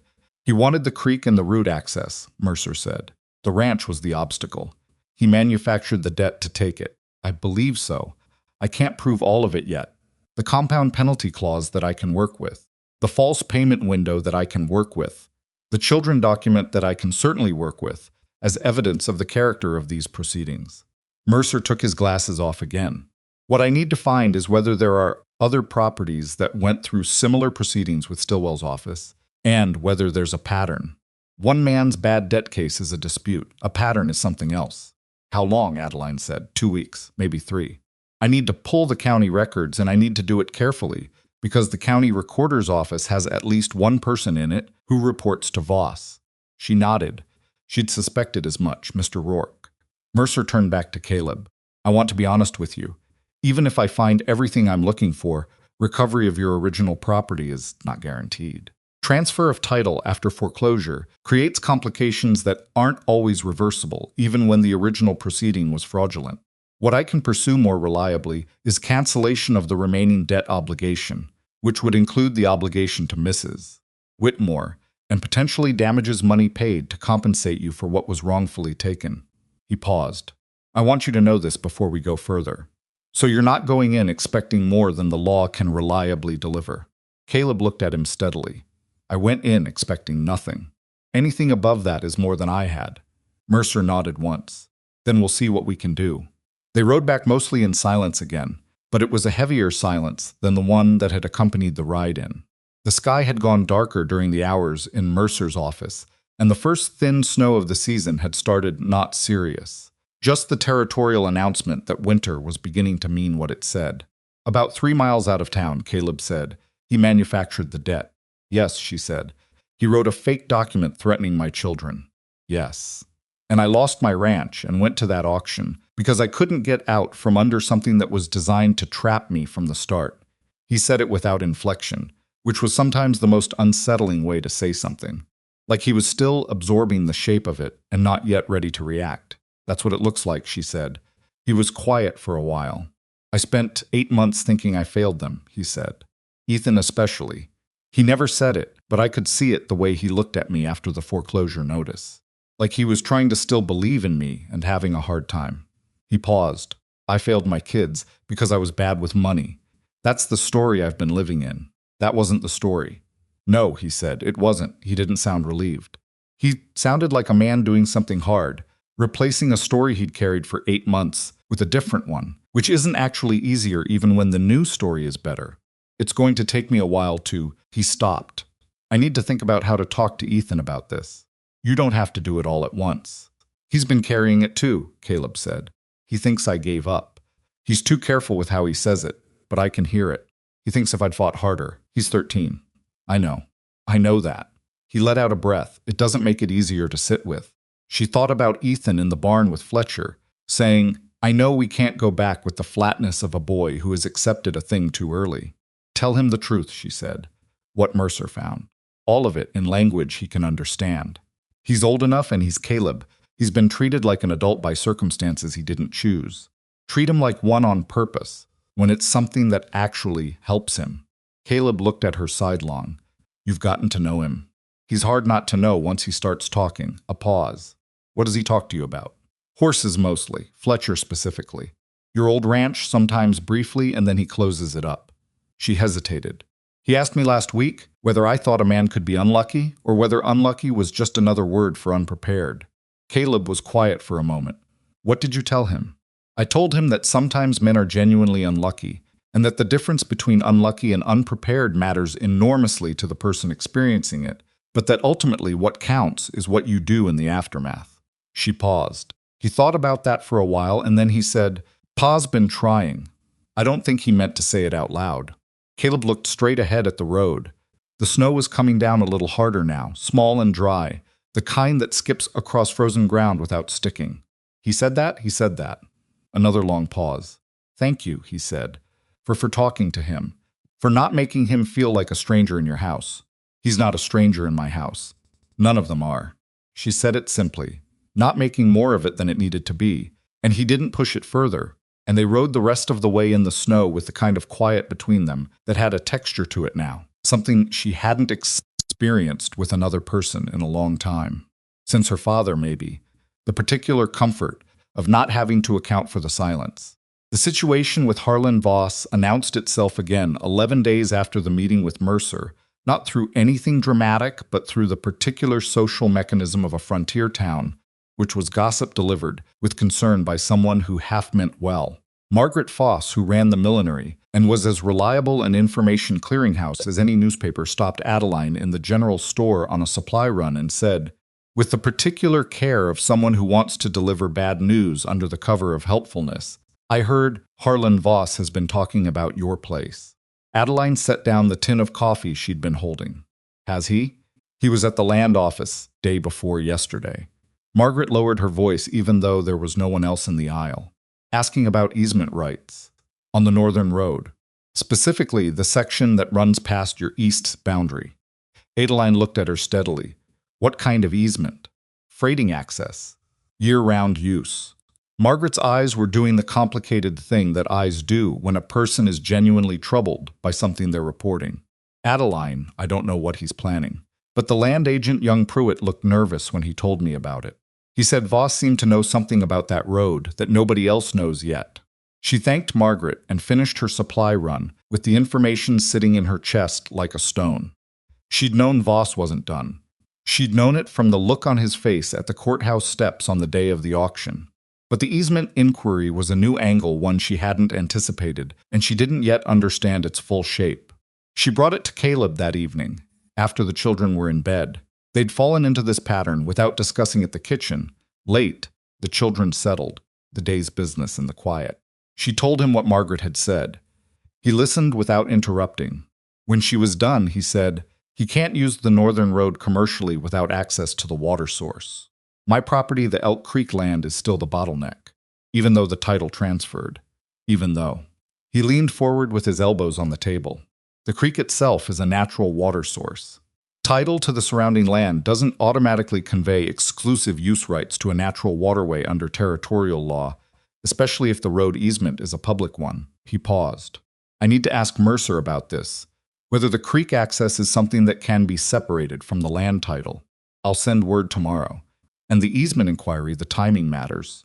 If Voss is moving on the easement now, he may know something about what Mercer's doing. Or he suspects it. She'd been thinking the same thing. The county recorder. If someone there reports to Voss, and Mercer's been pulling records. Mercer said he was being careful. Careful doesn't mean invisible. Caleb's jaw was doing the tight thing. If Voss knows there's an inquiry happening and moves to lock in the easement before any legal challenge can be filed, he creates an established commercial interest that's harder to contest. She looked at him. How do you know this? I've had a lot of time to read about land disputes in the last 8 months, he said, with the particular dryness of a man who has spent long, sleepless stretches educating himself on the mechanics of his own destruction. When you're living in someone's barn, trying to understand how you lost everything, you find whatever you can to read. We need to tell Mercer tonight, not tomorrow. He looked up. I can ride, so can I. She was already standing. I know the road better. It's dark and cold, and Caleb. She looked at him steadily. I've ridden this road alone for 4 years. 11 miles in the dark is not something I need your permission for. He held her gaze for a moment, and she could see him sorting through the instinct to argue and the reality of what she'd just said, and arriving at the correct conclusion. I'll get the horse ready, he said, which was his version of backing down gracefully. She rode to town and back in under 3 hours, which was fast enough that the horse was blowing hard when she came through the gate, and Caleb was in the barn he'd waited, which she hadn't expected, and he took the horse without a word and began the cooling down walk, while she stomped the cold out of her feet. Mercer had received her message. She'd left it with the night clerk at the boarding house where he kept a small room for late work sessions, and had sent a written reply back with her. She read it by the lantern in the barn while Caleb walked the horse. He's already filed a protective notice, she said, on the creek water rights, as part of the debt fraud inquiry. He filed it 2 days ago. Caleb stopped walking. He knew. He suspected Voss would move. He didn't tell us because he didn't want us reacting in ways that might signal the inquiry. She looked at the letter. He says the protective notice creates a 30-day window during which any change of commercial access to the creek is subject to court review. Voss's easement application, if he files it now, goes into that review queue. Caleb let out a slow breath. He started walking the horse again, and she watched him in the lantern light the set of his shoulders, the deliberate pace, and thought about what it must feel like to have had everything moved against you for so long, and then to have something, finally, moving in the right direction. Mercer's good, Caleb said. He is. You trust him. I've trusted him for 3 years. He did the title work on my East Pasture expansion, and he found a surveying error that would have cost me 40 acres I didn't know I was about to lose. He's thorough and he's honest, and he doesn't owe Voss anything, which in this town is rarer than it should be. Caleb was quiet for a moment. Adeline. Something in his tone made her look up from the letter. He'd stopped walking the horse and was looking at her across the barn. The lantern light was doing what it does to faces, flattening some things and deepening others, and what it was doing to his face right now was exposing something she'd been catching glimpses of for weeks, but that he'd kept carefully behind the practical surface of things. I owe you more than a labor contract, he said. You don't owe. I'm not finished. He said it quietly, not to cut her off, but because he was choosing words and needed a moment between them. I know what you think. I know you'll say you'd have done it for anyone on that platform. And I believe that's true. But that's not the whole of it anymore, and I think you know that. She looked at him. I'm not in a position to say more than that, he said. Not while there's a document that says your name over mine. I'm not built for saying things that could look like. He paused. I'm not going to tell you something that matters while I'm still bound to you by a legal paper, because then you can't know whether I mean it or whether it's just proximity and gratitude dressed up as something else. She understood exactly what he was saying, and she understood beneath it why he was saying it, not because the feeling wasn't real, but because the feeling was real and therefore had to be honest, and honest meant waiting until there was nothing between them that could compromise it. Mercer's going to sort it, she said. I know he is. And when he does, Caleb said, I'll say what I mean. His eyes held hers across the barn for a moment. I wanted you to know there's something to say. So you're not in the dark about it. She felt the warmth of that settle into the cold she'd brought back from the midnight ride. I'm not in the dark about it, she said. He nodded, led the horse back to the stall.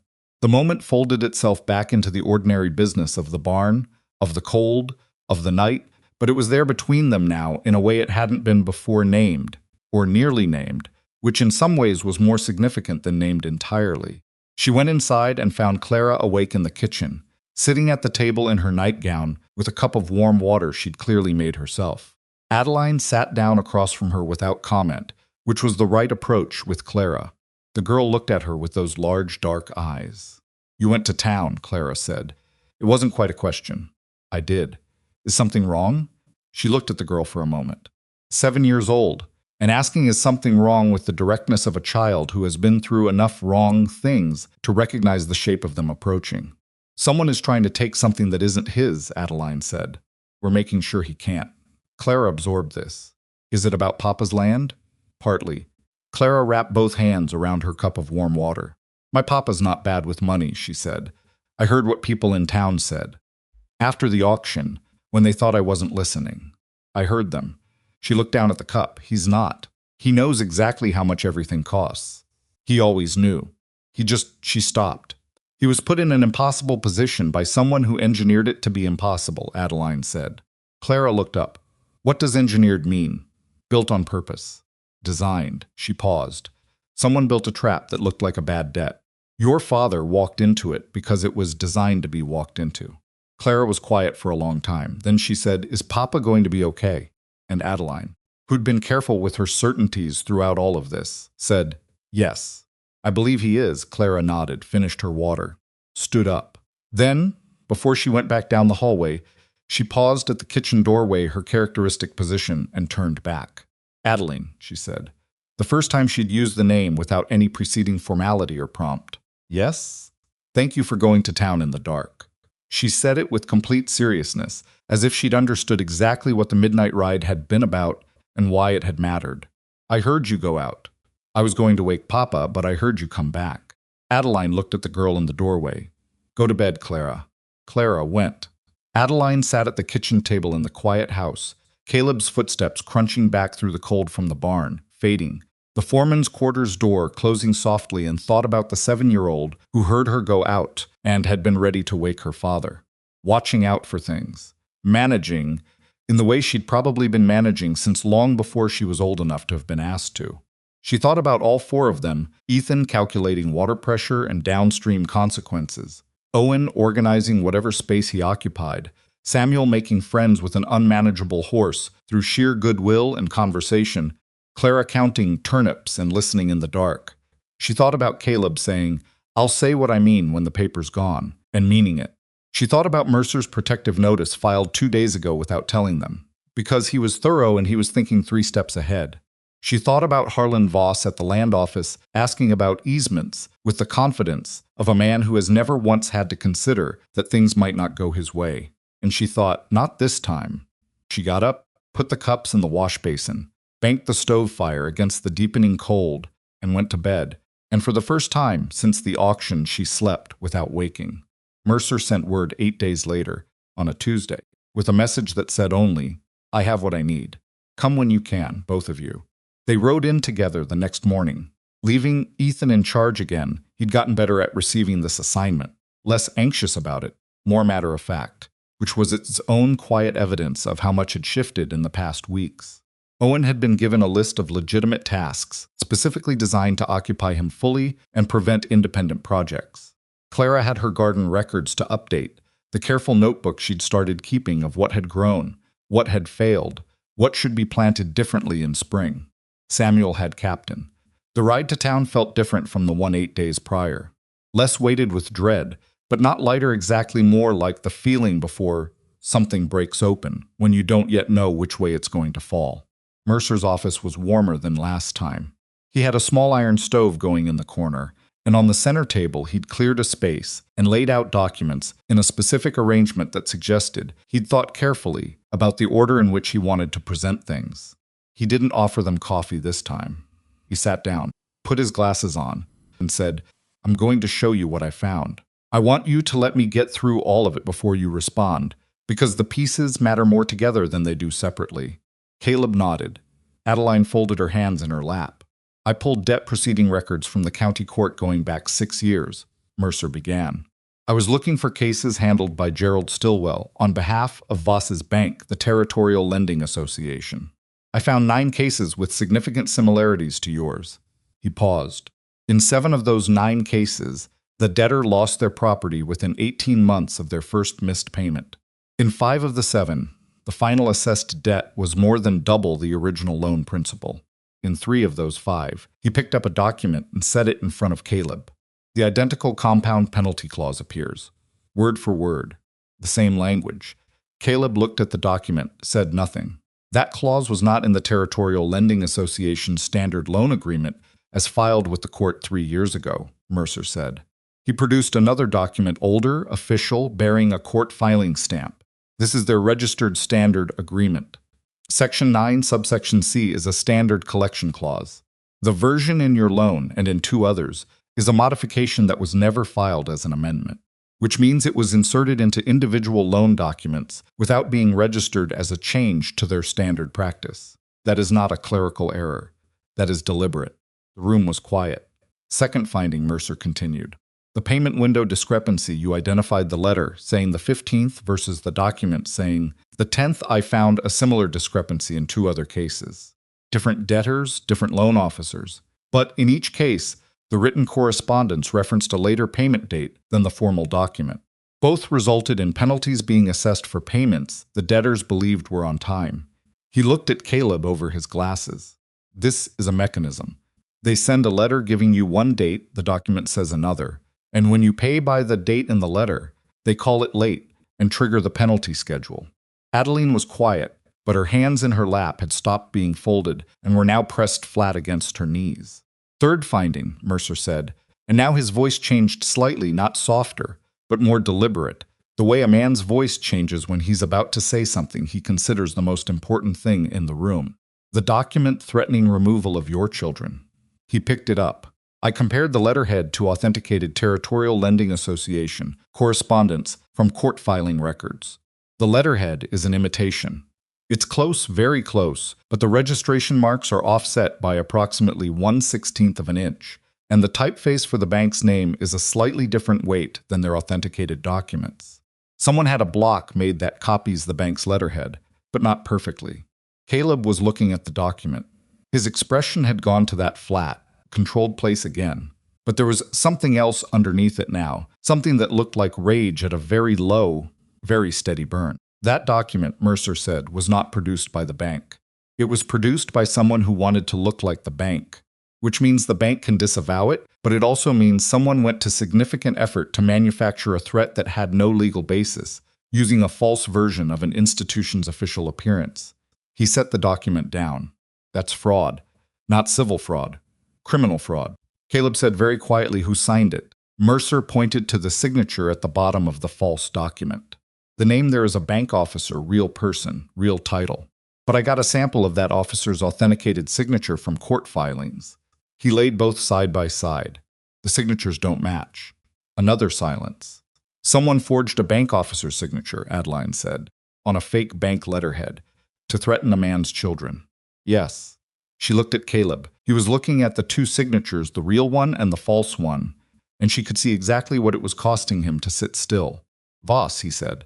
I can't prove direct involvement yet, Mercer said. What I can prove is that this document is fraudulent, that the compound penalty clause was improperly inserted into your loan, and at least 2 others, and that there is a pattern of payment window manipulation across multiple cases handled by Stillwell for Voss's bank. He paused. What I'm filing tomorrow is a petition to the Territorial Court to void the debt proceeding against you on grounds of fraud and misrepresentation. I'm also filing a separate complaint with the Territorial Attorney's Office regarding the forged document and the false threat. He looked at both of them. This will not be quiet. Once these filings go in, Voss will know within a day, probably less. And the property? Caleb said. The title transfer after fraudulent foreclosure is contestable.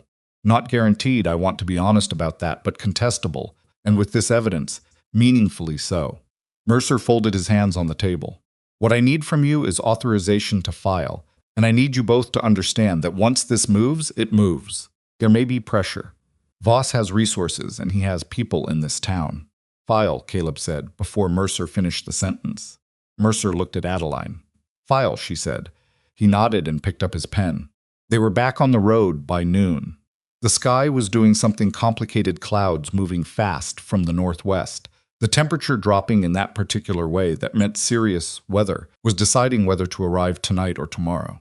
Caleb rode with his coat collar up and his eyes on the middle distance, and she left him to it for the first several miles, because he needed to think, and she was doing her own thinking, and they'd both learned by now that silence between them was a functional thing, not an awkward one. It was Caleb who broke it eventually. They wrote a fake letter to make me think my children could be taken, he said. Yes, while they were manufacturing a debt to take my land. Yes, and I complied because of that letter. I stopped contesting. I stopped pushing back. Because I was terrified of losing the kids on top of the ranch. He said it without self-pity, but with the particular weight of a man seeing the complete picture of something for the first time. That's what the letter was for. Not to actually threaten the kids, it had no legal force, Mercer said so. It was just to stop me fighting. And it worked, she said, because she wasn't going to pretend otherwise, and he wasn't asking her to. It worked, he agreed. They rode. Ethan needs to know all of this, Caleb said. When you're ready. I'm ready now. I've been ready since Mercer's office 2 weeks ago. He paused. I kept thinking there was going to be something that came back the other way. Something that made it partly my fault after all. Because it felt too clean. A man likes to think if he lost something it was at least partly his own doing, because that means he had some control over it. She understood that. It was a strange thing, the comfort of blame, even self-directed blame, because blame implied agency, and agency implied that different choices might have produced different outcomes, which was less terrifying than the alternative. You didn't lose it, she said. It was taken. Yeah, he said. And the word sat between them for a while, settling. When they got back to the ranch, Ethan was at the corral. He was always at the corral when he had latitude, and he read something in their faces when they came through the gate. Because he was 13 and perceptive, in the way that children are perceptive when they've been paying close attention to adult faces for survival reasons. What happened? He said. Caleb dismounted, handed the horse to Adeline with a look that meant he'd be back to handle it, and said to Ethan, "Come inside.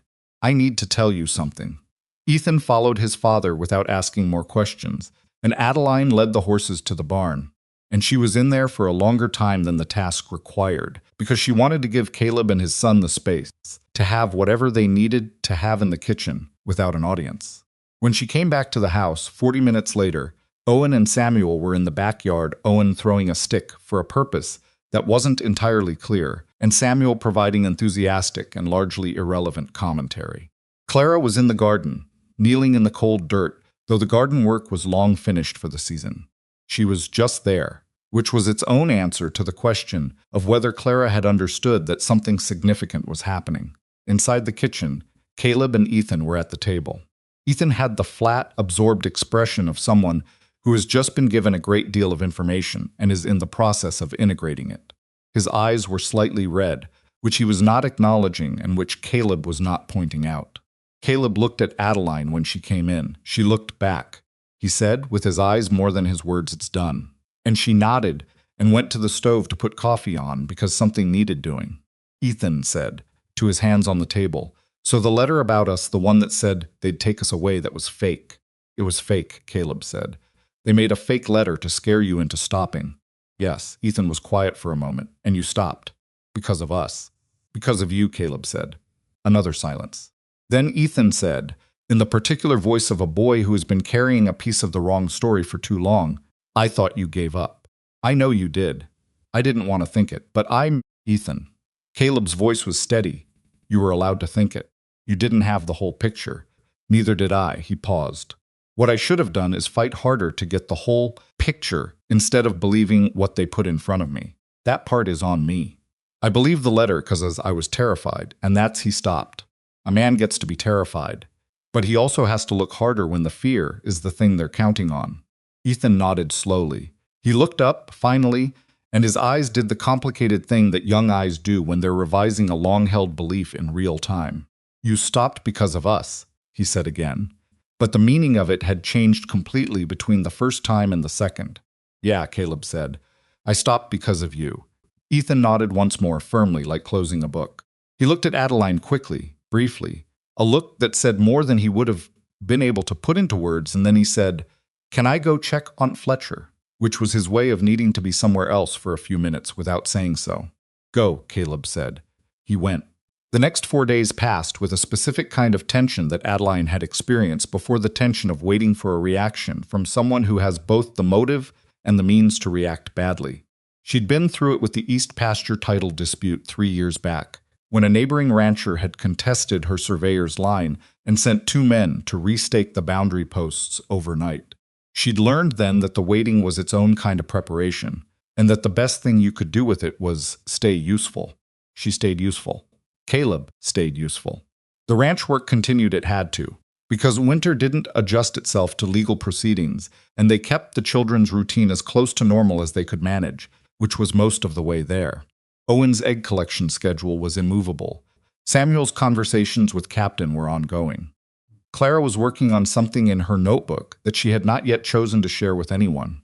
Ethan had, in the days since the kitchen conversation, relaxed in ways that were small and significant at once. He still worked hard, still maintained a kind of watchfulness. But there were moments now where he forgot to maintain it, where he said something unguarded, where he laughed at one of Owen's observations without catching himself first. Mercer's filings went into the territorial court on a Thursday. By Friday afternoon, Adeline had heard from Margaret Voss, the Millinery Information Network, that Voss had been seen going in and out of Stillwell's office 3 times before noon.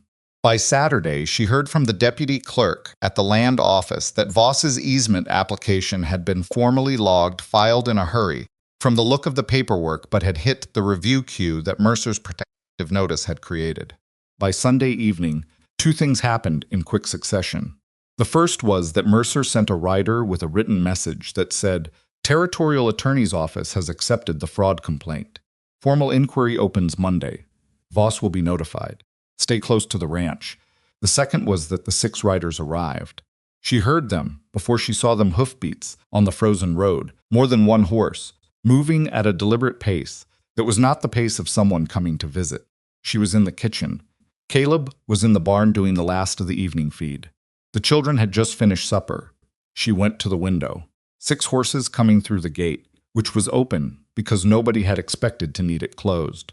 The riders wore coats and hats pulled down, and one of them, the one slightly ahead, she recognized not by face but by posture. She'd seen that posture on a courthouse step. "Caleb," she said, which was pointless because he was in the barn, but the word came out anyway. She turned to the kitchen. Ethan was already standing up from the table, because he'd heard the horses too, and his face had gone to that particular expression he got when he was calculating. "Take your brothers and Clara to the back room," Adeline said, and the way she said it communicated everything necessary. Ethan looked at her for exactly 1 second. "Yes, ma'am."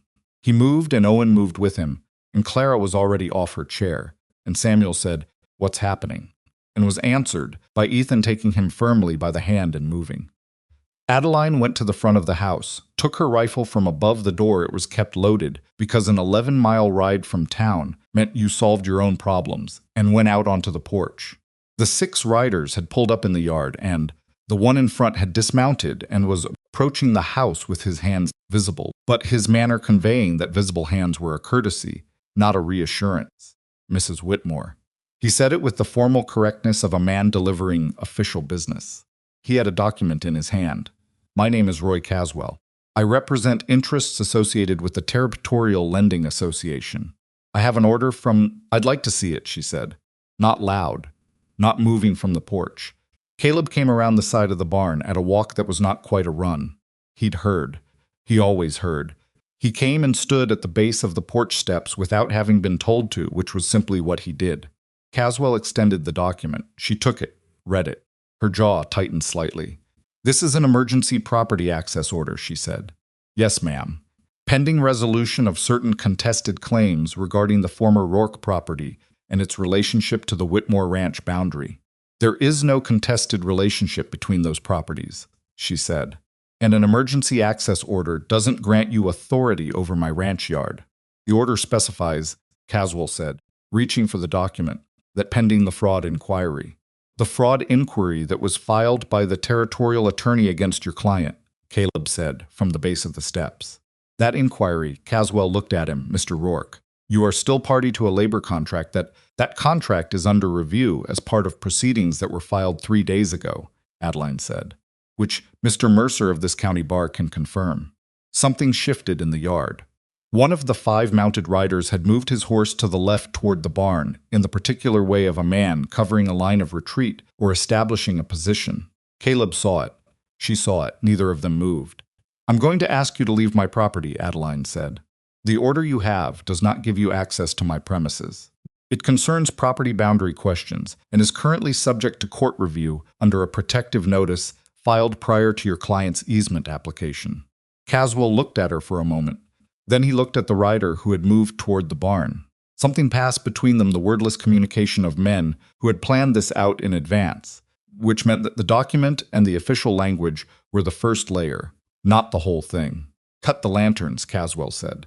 He said it quietly, not to her, and for a moment she didn't understand it. And then the rider on the far left turned his horse toward the 2-yard lanterns, and Adeline understood exactly what they were doing, taking the light, taking the visibility. Because 6 men in the dark against 2 people on a porch was a different calculation than 6 men in a lit yard. "Don't," Caleb said. The rider kept moving. Adeline raised the rifle. Not aimed parallel to the ground, not pointed at anyone, just raised. "I will put a hole in the next man who moves toward anything on my property," she said. Still not loud, not shaking. "That includes the lanterns." The rider stopped. "This is obstruction of Caswell started.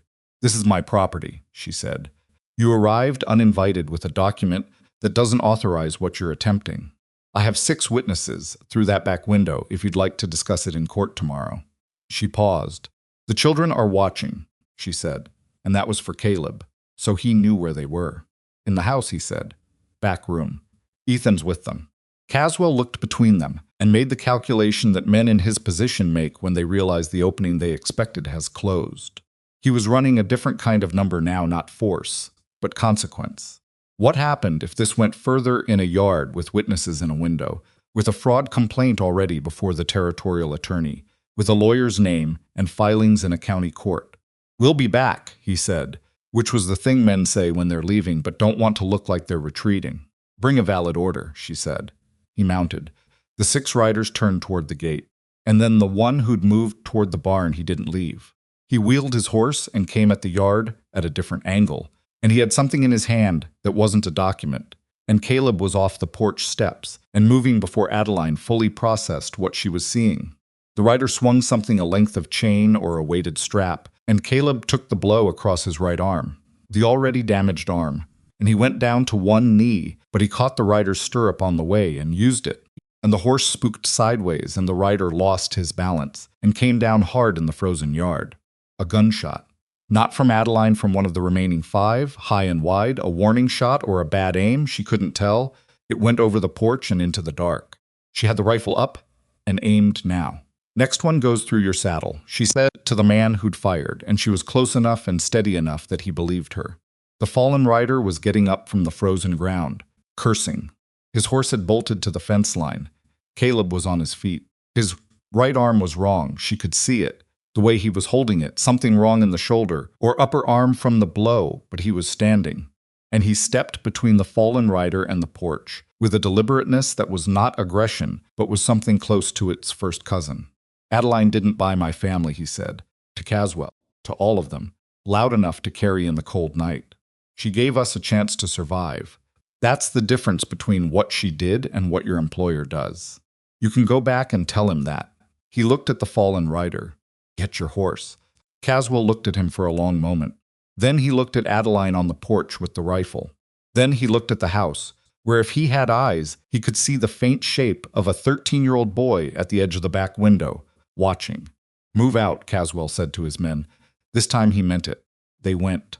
The fallen rider caught his horse at the fence with difficulty and went last, and the sound of 6 horses on frozen road diminished into the dark, and the yard was quiet. Adeline came off the porch. "Your arm, I know," Caleb said. "It's the shoulder this time, not the forearm. Can you move it?" He moved it, which produced an expression that was not quite a wince because he was controlling his face, but was in the vicinity of one. "It's not broken, wrenched. I'll know more tomorrow. Come inside. The gate can wait 2 minutes." She put her hand on his good arm and walked him toward the house, and he let her, which at this point in things she understood as its own form of trust. The kitchen was loud for approximately 30 seconds. When they came in, all 4 children had migrated from the back room the moment the riders left. And Samuel was making a sound that was somewhere between crying and asking questions. And Owen was talking at full speed. And Clara had her arms around Caleb's waist, with her face against his coat, and wasn't letting go. Ethan stood slightly apart, doing what Ethan did, assessing, checking, making sure everyone was accounted for, his eyes going to his father's arm and staying there. "You're hurt," Ethan said. "I'm not badly hurt," Caleb said. "It's a strain. They hit you." "They did." Ethan's jaw tightened in a way that was so exactly like his father's jaw that Adeline had to look away for a moment. "Are they coming back?" "Maybe," Caleb said, because he wasn't going to lie to the boy. "But Mercer's filing is now worth a great deal more than it was an hour ago." What just happened in this yard, witnessed by 4 children, and documented by a protective notice already before the territorial court, is not something Voss can walk away from easily. I want to send a rider to Mercer tonight, Adeline said. And to the sheriff. Caleb looked at her. The sheriff's been cooperative with Voss in the past, I know. But a gun was fired on private property. That's not something he can ignore without it becoming part of the record against him. She paused. I'll write the message. It'll be in Mercer's hands before midnight. Caleb nodded. Owen, he said. Owen, who had been narrating the last 10 minutes of events to Samuel in real time, stopped. Yeah, can you ride Petey to the Garfield place? That's 2 miles east. Tom Garfield can get a message to town faster than we can tonight. I've ridden 2 miles in the dark before, Owen said immediately, and then caught his father's expression and adjusted. I've ridden Petey in low light before. He's sensible. He is, Caleb said. Take the south road, not the main road, and don't stop for anything. Owen was getting his coat on before Caleb finished the sentence. Adeline wrote the message. 2 messages, one for Mercer, detailing exactly what had happened, the access order, the attempt on the lanterns, the assault, the weapon, the shot fired. One for the sheriff, shorter, documenting the firearm discharge on private property and requesting documentation for the record. She folded them, addressed them, handed them to Owen. Owen went. Ethan walked him to the gate and watched until the horse was out of sight on the south road, then came back. Clara had not let go of Caleb's coat. He sat down at the kitchen table with her still attached, which was the only practical solution, and she eventually shifted to sitting beside him with her arm through his, in the careful way of a child who knows something is wrong and is addressing it through proximity rather than words. Samuel climbed onto Caleb's other side and fell asleep there within 20 minutes, because Samuel's response to high-stress events was apparently to find the nearest person and lose consciousness. Adeline examined Caleb's shoulder properly once Samuel was asleep and couldn't be startled by any sounds Caleb might make. It was wrenched, as he'd said. The joint was intact, but the muscles around the shoulder cap were badly strained, and the forearm she'd wrapped 3 weeks ago had taken a secondary impact from the fall to one knee. She wrapped it again, tighter, and told him not to use it for anything requiring torque for at least a week, which they both knew was a theoretical instruction given the circumstances. When you said what you said to Caswell, she said quietly, while she worked on the shoulder, about what I did, that I gave you a chance to survive. He looked at her sideways. That's what you did. I know. But you said it in front of all of them. In front of the man who came from Voss. She paused. You could have said nothing. I could have, he agreed. Why did you say it? He was quiet for a moment. Clara was listening, they both knew that. But Clara listened to everything and processed it at her own pace, and Caleb had stopped filtering what he said in front of his daughter weeks ago, because she absorbed what she was ready for and set aside what she wasn't. Because it's true, he said. And because Caswell was about to use me against you, use the contract, use my presence here as justification for whatever he had in mind. So I wanted to say out loud, clearly what this situation actually is. He paused. What it is to me. So nobody in that yard was confused about where I stand. Where you stand, she said. Next to you, he said. Simply. Without elaboration, because it didn't need any. She finished wrapping the shoulder.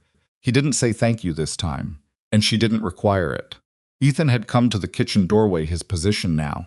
The one Clara had inherited and clearly passed to him when the situation warranted, and he was looking at his father and Adeline with an expression that was very still and very composed, and contained absolutely everything. Tom Garfield's going to get the message to town, he said. Good, Caleb said. What do we do now? Tonight? Caleb looked at him. Tonight we sit here and we wait for Owen to get back, and then everybody goes to bed. Because tomorrow there's going to be a lot to deal with, and we need to be in a condition to deal with it. Ethan nodded. Thought about this. Are you scared? He said. And it was a genuine question, not a challenge, not the kind of question that had been impossible to ask 6 weeks ago and was possible now. Caleb held his son's gaze. A little, he said, not a Voss. Of the pieces I can't see yet. The ones we don't know about. He paused. You? Ethan considered. Yeah, he admitted, but less than before. Why less? Ethan glanced briefly at Adeline, then back at his father. Because before it felt like it was just us, he said, and now it doesn't. Caleb looked at Adeline. She looked back.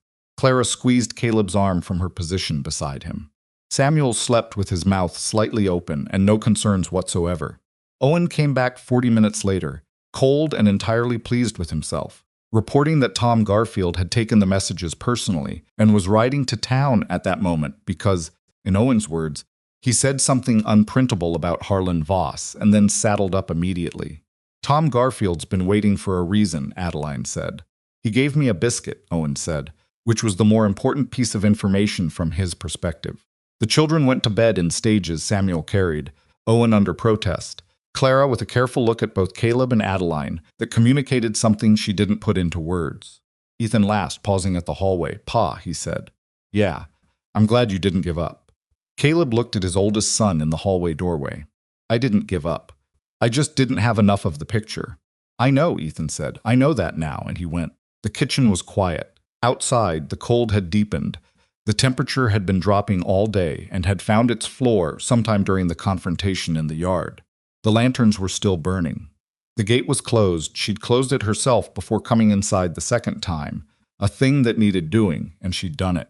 Caleb sat at the table with his wrapped shoulder and his coffee, and the expression of a man moving through something in his head, not calculating, not planning, just processing, the way you process things when the adrenaline has burned off and the reality of what just happened settles in. She sat across from him and let him process. They'll come back with something else, he said, eventually. Probably. Mercer needs to know exactly what that access order said and exactly how they used it. If the order was improperly obtained and the emergency language in it looked thin to me, that's another thing Voss's name is on. I wrote everything down before Owen wrote out. I know you did. He looked at her. I also know that you could have handled tonight alone. Before I got there, before any of it. That's probably true, she said. But you didn't have to. No, she said, I didn't. He looked at his coffee. After this is settled, after Mercer's done, and the court's done, and there's nothing left holding anything in place, I'm going to need to make some decisions about what comes next. For the kids. For he stopped. I've been thinking about what Mercer said. About the property. About what might be contestable. The creek access especially, she said. The creek and the route. If those are recoverable, not the house is probably gone. But the water rights and the route access, that's something. That's something I could build from. He paused. From here. He said the last two words carefully, like setting something down on a surface and checking whether it would hold. From here, she said, if that would be acceptable, as a question. He was looking at the coffee again, which was his tell for when he was saying something he hadn't entirely planned to say. Caleb. She waited until he looked up. You already know the answer to that. He held her gaze for a long moment. Something in his face settled, not resolved, not finished, but landed. Like a man who has been walking a long distance and has arrived somewhere and needs a moment to understand that arriving is real. Tomorrow, he said, when Mercer responds. Tomorrow, she agreed. But the answer's the same, regardless of what Mercer says. She got up and took both cups to the basin, and she heard him behind her push back his chair and stand, and she heard him say, quietly, Good night, Adeline, with the same weight the name had been carrying for weeks, which was the weight of everything neither of them had quite finished saying yet. Good night, she said. He went out into the cold, and she stood at the window and watched the lantern light move across the yard toward the foreman's quarters. And above the dark ridgeline the clouds had broken slightly, and there were stars in the gap, the cold hard stars of a Colorado winter, and she stood there long enough to see the light in the foreman's quarters come on, and then, after a while, go out. Mercer's rider arrived before breakfast, which meant he'd sent the message before dawn, which meant he hadn't slept either. Adeline read the note at the kitchen table, with her coffee going cold beside her. Caleb came in from the barn. He'd been up since 5, working one-armed with the morning feed, refusing to treat the shoulder as a reason to fall behind, and she handed it to him without a word. He read it standing up. His expression didn't change much, but she'd gotten good at reading the small things. A slight release around his eyes, the way his jaw unclenched by degrees. The sheriff went to Mercer last night, he said. Read the second paragraph. He read it. The access order was improperly obtained. He looked up. Caswell told the judge who signed it that both parties had consented to a property boundary inspection. He didn't mention the fraud inquiry. He didn't mention the protective notice, which makes obtaining the order under those conditions its own fraud, she said. Mercer's filing a contempt motion this morning. Caleb set the note on the table, and the sheriff arrested Caswell at the boarding house at 11 last night on the firearms discharge. He was quiet for a moment. Tom Garfield went with him as a witness. Tom Garfield has been waiting to do something about Voss for 3 years, she said. His brother lost a parcel to a similar proceeding in '79. Caleb looked at her. You knew that. I knew that. And you didn't tell me. I didn't want you thinking you were part of a larger campaign before you were ready to be part of a larger campaign, she said. It needed to be your decision first. For your reasons. He looked at her for a long moment, not irritated past that, into something that understood what she'd done and why, even if the withholding had been a choice he might have made differently. How many others? Tom Garfield. The Henderson family, which is why Henderson was initially difficult about the cattle, because he didn't trust me until Mercer vouched for the inquiry. Margaret Foss at the millinery has records of at least 4 other families who left the county after debt proceedings with Stillwell. She paused. Mercer's been building this for longer than 3 weeks. We were the piece he needed, the documented fraud, the forged letter, the compound clause, because the other cases settled or the families left. You stayed. I didn't stay by choice. I ended up on an auction platform. You kept the documents, she said. Through everything. In an oilskin in the bottom of a bag. Most people don't do that. He looked at the note again. Then he looked at the window. At the yard where last night 6 horses had stood in the cold and a chain had come down on his arm. And she could see him moving through the whole of it, the 8 months, the auction, the kitchen, the list he'd left on her table the first night, the conversation with Ethan, Clara and her turnips, the foreman's quarters, and the cold stars moving through all of it and arriving somewhere new. What happens now, he said. Now we wait for the territorial court. Mercer says 2 weeks, maybe 3. The fraud complaint, the contempt motion, the false access order, it's a significant file. Confident. And Voss? Voss has a lawyer who is currently being investigated alongside him. An access order that was fraudulently obtained. A pattern of debt fraud across 9 cases now documented. A forged letter threatening a man's children. And a hired man who discharged a firearm on private property last night. She looked at him steadily. He has nowhere left to move that doesn't make it worse. Caleb nodded slowly. He picked up his coffee, which was also cold, and drank it anyway. I need to tell the kids something. About last night. About what comes next. They know more than you think. I know they do. He set the cup down. That's partly what I need to address. He gathered them after breakfast, all 4, around the kitchen table, which had become the official location for things that mattered. Samuel sat on the table itself, because there wasn't quite room on the bench and nobody stopped him. Clara had her notebook in front of her, closed, the way she held it when she needed something solid in her hands. Owen was still eating, because Owen was always still eating. Ethan sat with his arms on the table and his eyes on his father, with the focused attention he reserved for things that counted. Caleb told them. Not everything, not in the legal language Mercer used, but the shape of it. He told them the debt had been built to trap them. He told them the letter about taking the children away had been a forgery, that it had never had any legal force, that no one had ever been able to take them, and Caleb hadn't known that when it mattered most, and that was the part he was sorry for. He told them the men who had come to the yard last night were working for the man responsible for all of it, and that those men were now dealing with consequences. He told them Jonathan Mercer was finishing what needed to be finished, and that in a few weeks, the court would settle it. Samuel listened with the concentrated effort of a 4-year-old trying to absorb adult information, and when Caleb was done, he said, So the bad man made up a lie to take our house. Yes, Caleb said. That's very bad, Samuel said with complete moral certainty. Yes, Caleb said again. It is. Owen looked at his plate and then looked up. Is it over? Like, is it actually over, or is there more bad stuff coming? Probably more hard things before it's fully settled. But the worst of it, he glanced at Adeline. The worst of it is done. Ethan said nothing. He was looking at Caleb with the expression he'd had in the hallway the night before. The one that was very still and very composed, but there was something different in it now. Not relief exactly, something quieter than relief. The particular expression of a boy who has been carrying the adult version of a fear for a long time and has just been told he's allowed to put it down. Clara opened her notebook. She'd written something on the inside front cover. Adeline could see it from across the table, though she couldn't read it at this distance. Clara looked at it for a moment and then closed the notebook again and looked at Caleb. Papa, she said, are we going to stay here? The kitchen went quiet in the specific way it goes quiet when everyone already knows a question matters before it's answered. Caleb looked at his daughter. Then he looked at Adeline. It was the look he'd used the night before, when he'd said from here and let it sit between them, and she'd said he already knew the answer. That, he said, depends on a conversation I need to have. He looked back at Clara. But yes, I think we're staying. Clara nodded once, like a matter confirmed. Owen made a sound of quiet satisfaction and went back to his plate. Samuel said, "Good, because Captain needs me," which was both entirely true and probably not the most pressing consideration. And Ethan smiled, actually smiled. The full version, the one he'd been rationing for months, and looked at the table and didn't say anything, which was enough.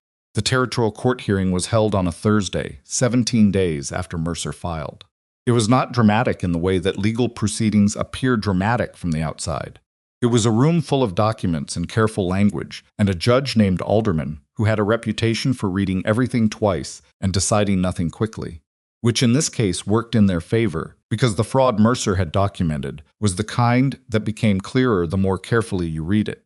Adeline and Caleb sat in the gallery. Mercer presented. Stillwell's attorney objected at several points and was overruled at several points. Voss was present, in the back row, in his good coat, with the particular stillness of a man who is maintaining composure because the alternative is worse. The judge read the forged letter last. He read it once, then read it again, then held it at a slight angle as if checking the letterhead in the light. Then he set it down and looked at the room over his glasses. The debt proceeding against Caleb Rourke, he said, as documented in case files submitted to this court, included provisions that were not part of the registered standard agreement, a payment window represented inconsistently between official correspondence and the loan document, and a collection penalty structure applied retroactively in a manner that generated charges independent of the original principle. He paused.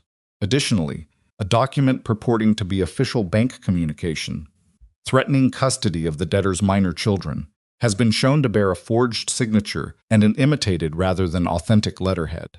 He looked at Stillwell's attorney. This court finds the debt proceeding in the matter of Rourke versus the Territorial Lending Association to be fraudulent in its material terms. The assessed debt is voided. The labor obligation deriving from that debt is void. Any contracts subsequently generated from that obligation are dissolved. Caleb's shoulder, the good one, moved, just slightly, like something releasing. Regarding the property title, Alderman continued, the transfer of title following a fraudulent foreclosure is contestable under territorial statute. This court orders a title review of the Elk Creek Road parcel to be completed within 60 days, with findings reported back to this court. He looked at Voss directly, which judges did not always do. The water rights pertaining to the creek on that property are placed under protective order pending the title review. No commercial use, easement, or access agreement involving those water rights shall be executed during the review period. Voss's jaw moved. That was all. Just the jaw. The fraud complaint filed with the Territorial Attorney's Office remains active and is outside the scope of this hearing, Alderman said. This court has no further business today. The gavel came down once. Mercer gathered his papers with the methodical calm of a man who had expected this outcome, but was not going to celebrate before he was outside. Adeline stood. Caleb stood beside her, and their arms were close enough that the sleeves of their coats were touching, and neither of them moved away from it.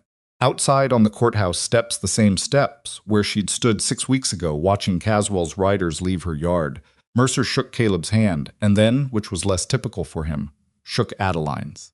The title review is not guaranteed, he said. I want to be honest. You've been honest throughout, Caleb said. I'm not expecting guaranteed. The water rights protection is solid. The fraud complaint will likely result in charges against Stillwell and potentially Voss personally, though that will take months. Mercer paused. You should know that 2 of the other families I contacted from the earlier cases have indicated they may file their own petitions based on the pattern evidence. If they do, Voss's exposure increases significantly. Tom Garfield's brother? Adeline said, among others. She nodded. Good. Caleb was looking at the courthouse door. The auction was in there, he said, not to either of them particularly. 6 weeks ago. 7, she said. 7. He looked at the wooden platform that was still there, to one side of the main steps, used for public announcements and occasional market days. Just a platform. Just boards. It feels longer. It was a lot of living in 7 weeks, Mercer said, with the dry economy of a man who had watched quite a bit of it unfold. He picked up his case. I'll send word when the title review is scheduled. In the meantime, he looked at both of them. Go home. They rode back in the afternoon light, which was the particular low gold of a Colorado winter afternoon, when the sky is clear and the cold is honest, and everything looks sharper than it does at other hours.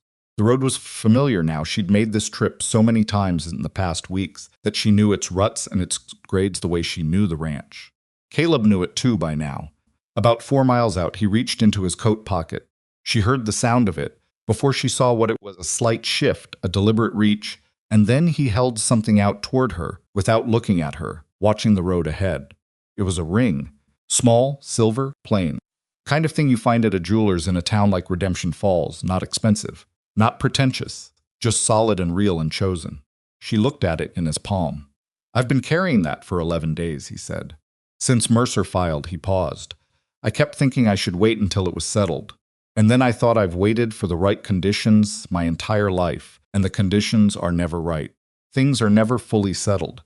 There's always another fence post rotted out, or another section that needs work. He glanced at her. I know what I want. I've known for a while.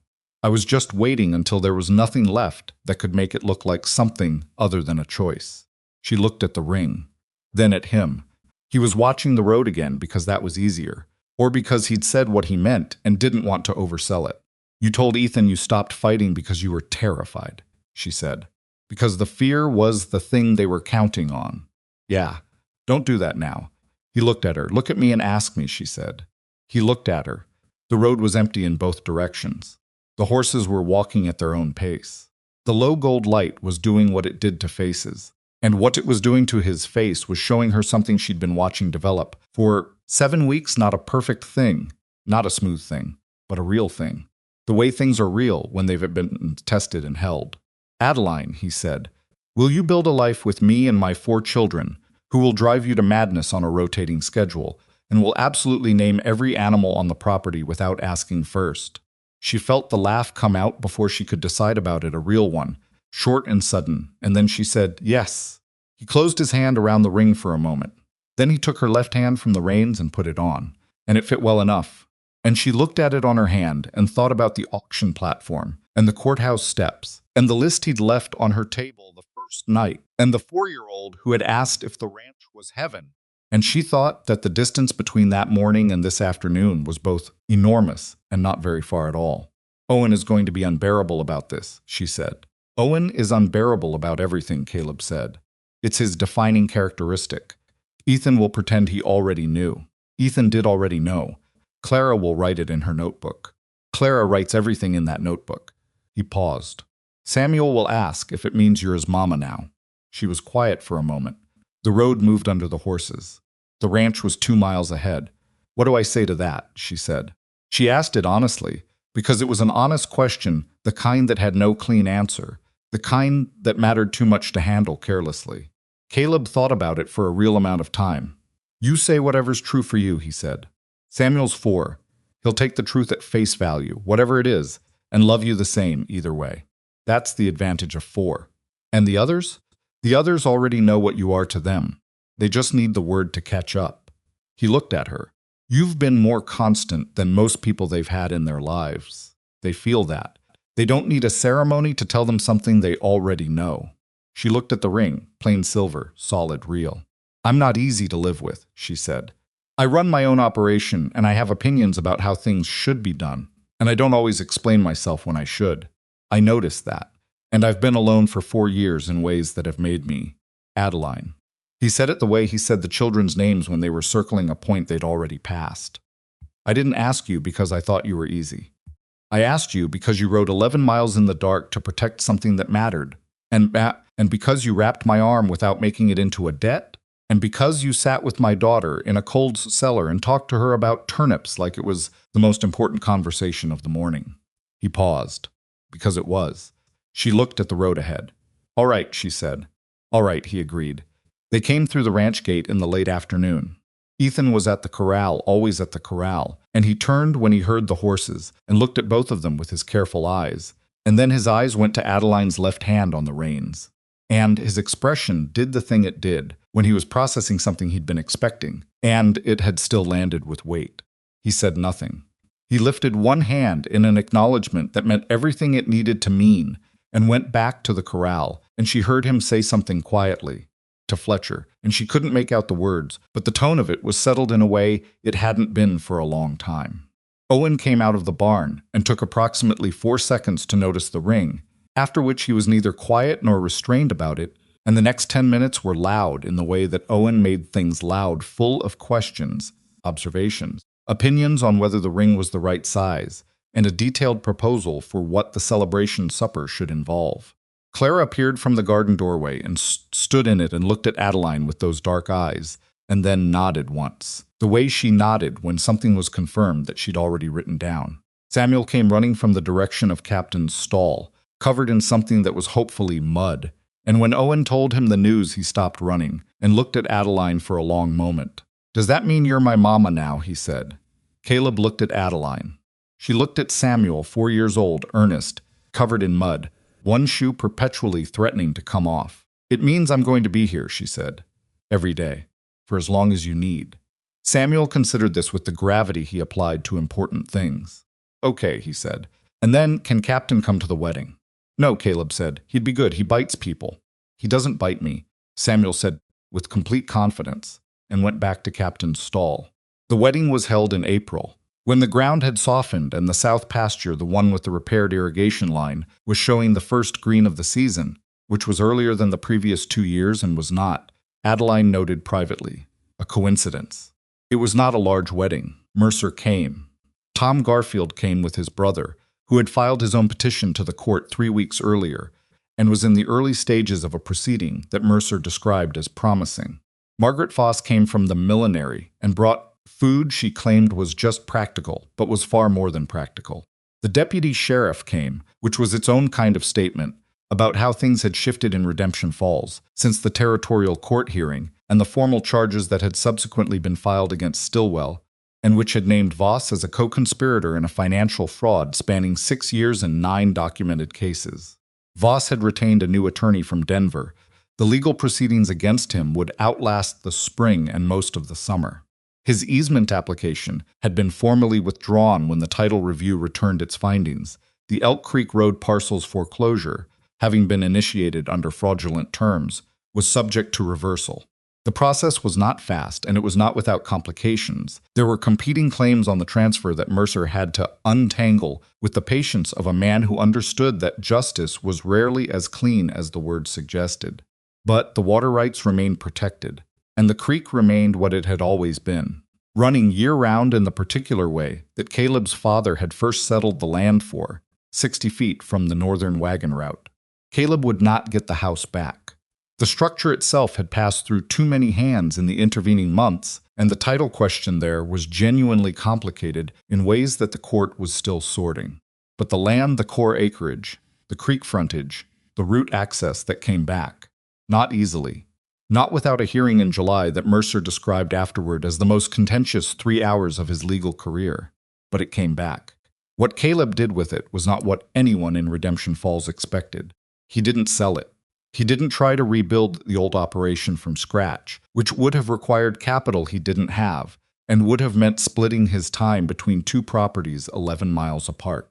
Instead, he and Adeline drew up an agreement. Mercer drafted it, at their request, with the particular care of a man who understood exactly what documents meant to this particular family, that combined the Elk Creek water, rights, and route access with the Whitmore Ranch's existing operation.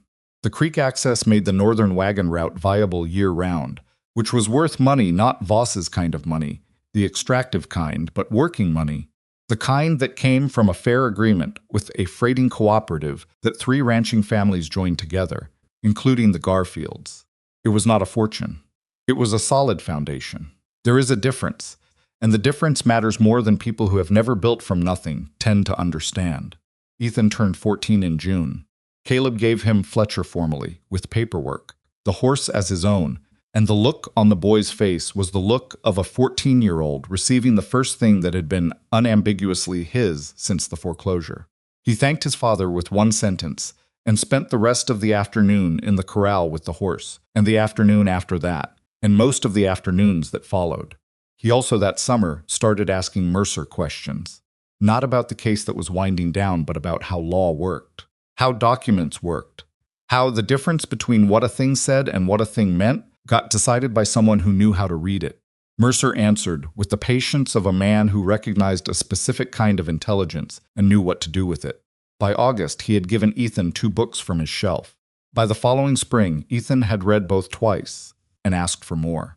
Owen reorganized the combined ranch supply system within 3 months of the Creek Agreement and identified 2 redundancies that were costing money and 1 ordering pattern that made no logistical sense, and was extremely pleased with himself about all 3. He was also by fall the most reliable egg counter in the county, a distinction he claimed without irony. Clara's garden expanded in the spring. She planned it through the winter with the careful intensity she brought to everything, filling pages of the notebook with diagrams and rotations and notes on what the previous season had taught her. When the ground softened, she dug new beds along the south wall, 2 of them, and by July the garden was producing more than the household needed. She started leaving the excess at the gate in a crate with a simple sign, and people from the road stopped, took what they needed, and occasionally left something in exchange: a jar of preserves, a bundle of dried herbs, and Clara tracked all of it in the notebook with the satisfaction of a person who has found the exact intersection of what she loves and what is useful. Samuel remained convinced that Captain would have been an asset at the wedding.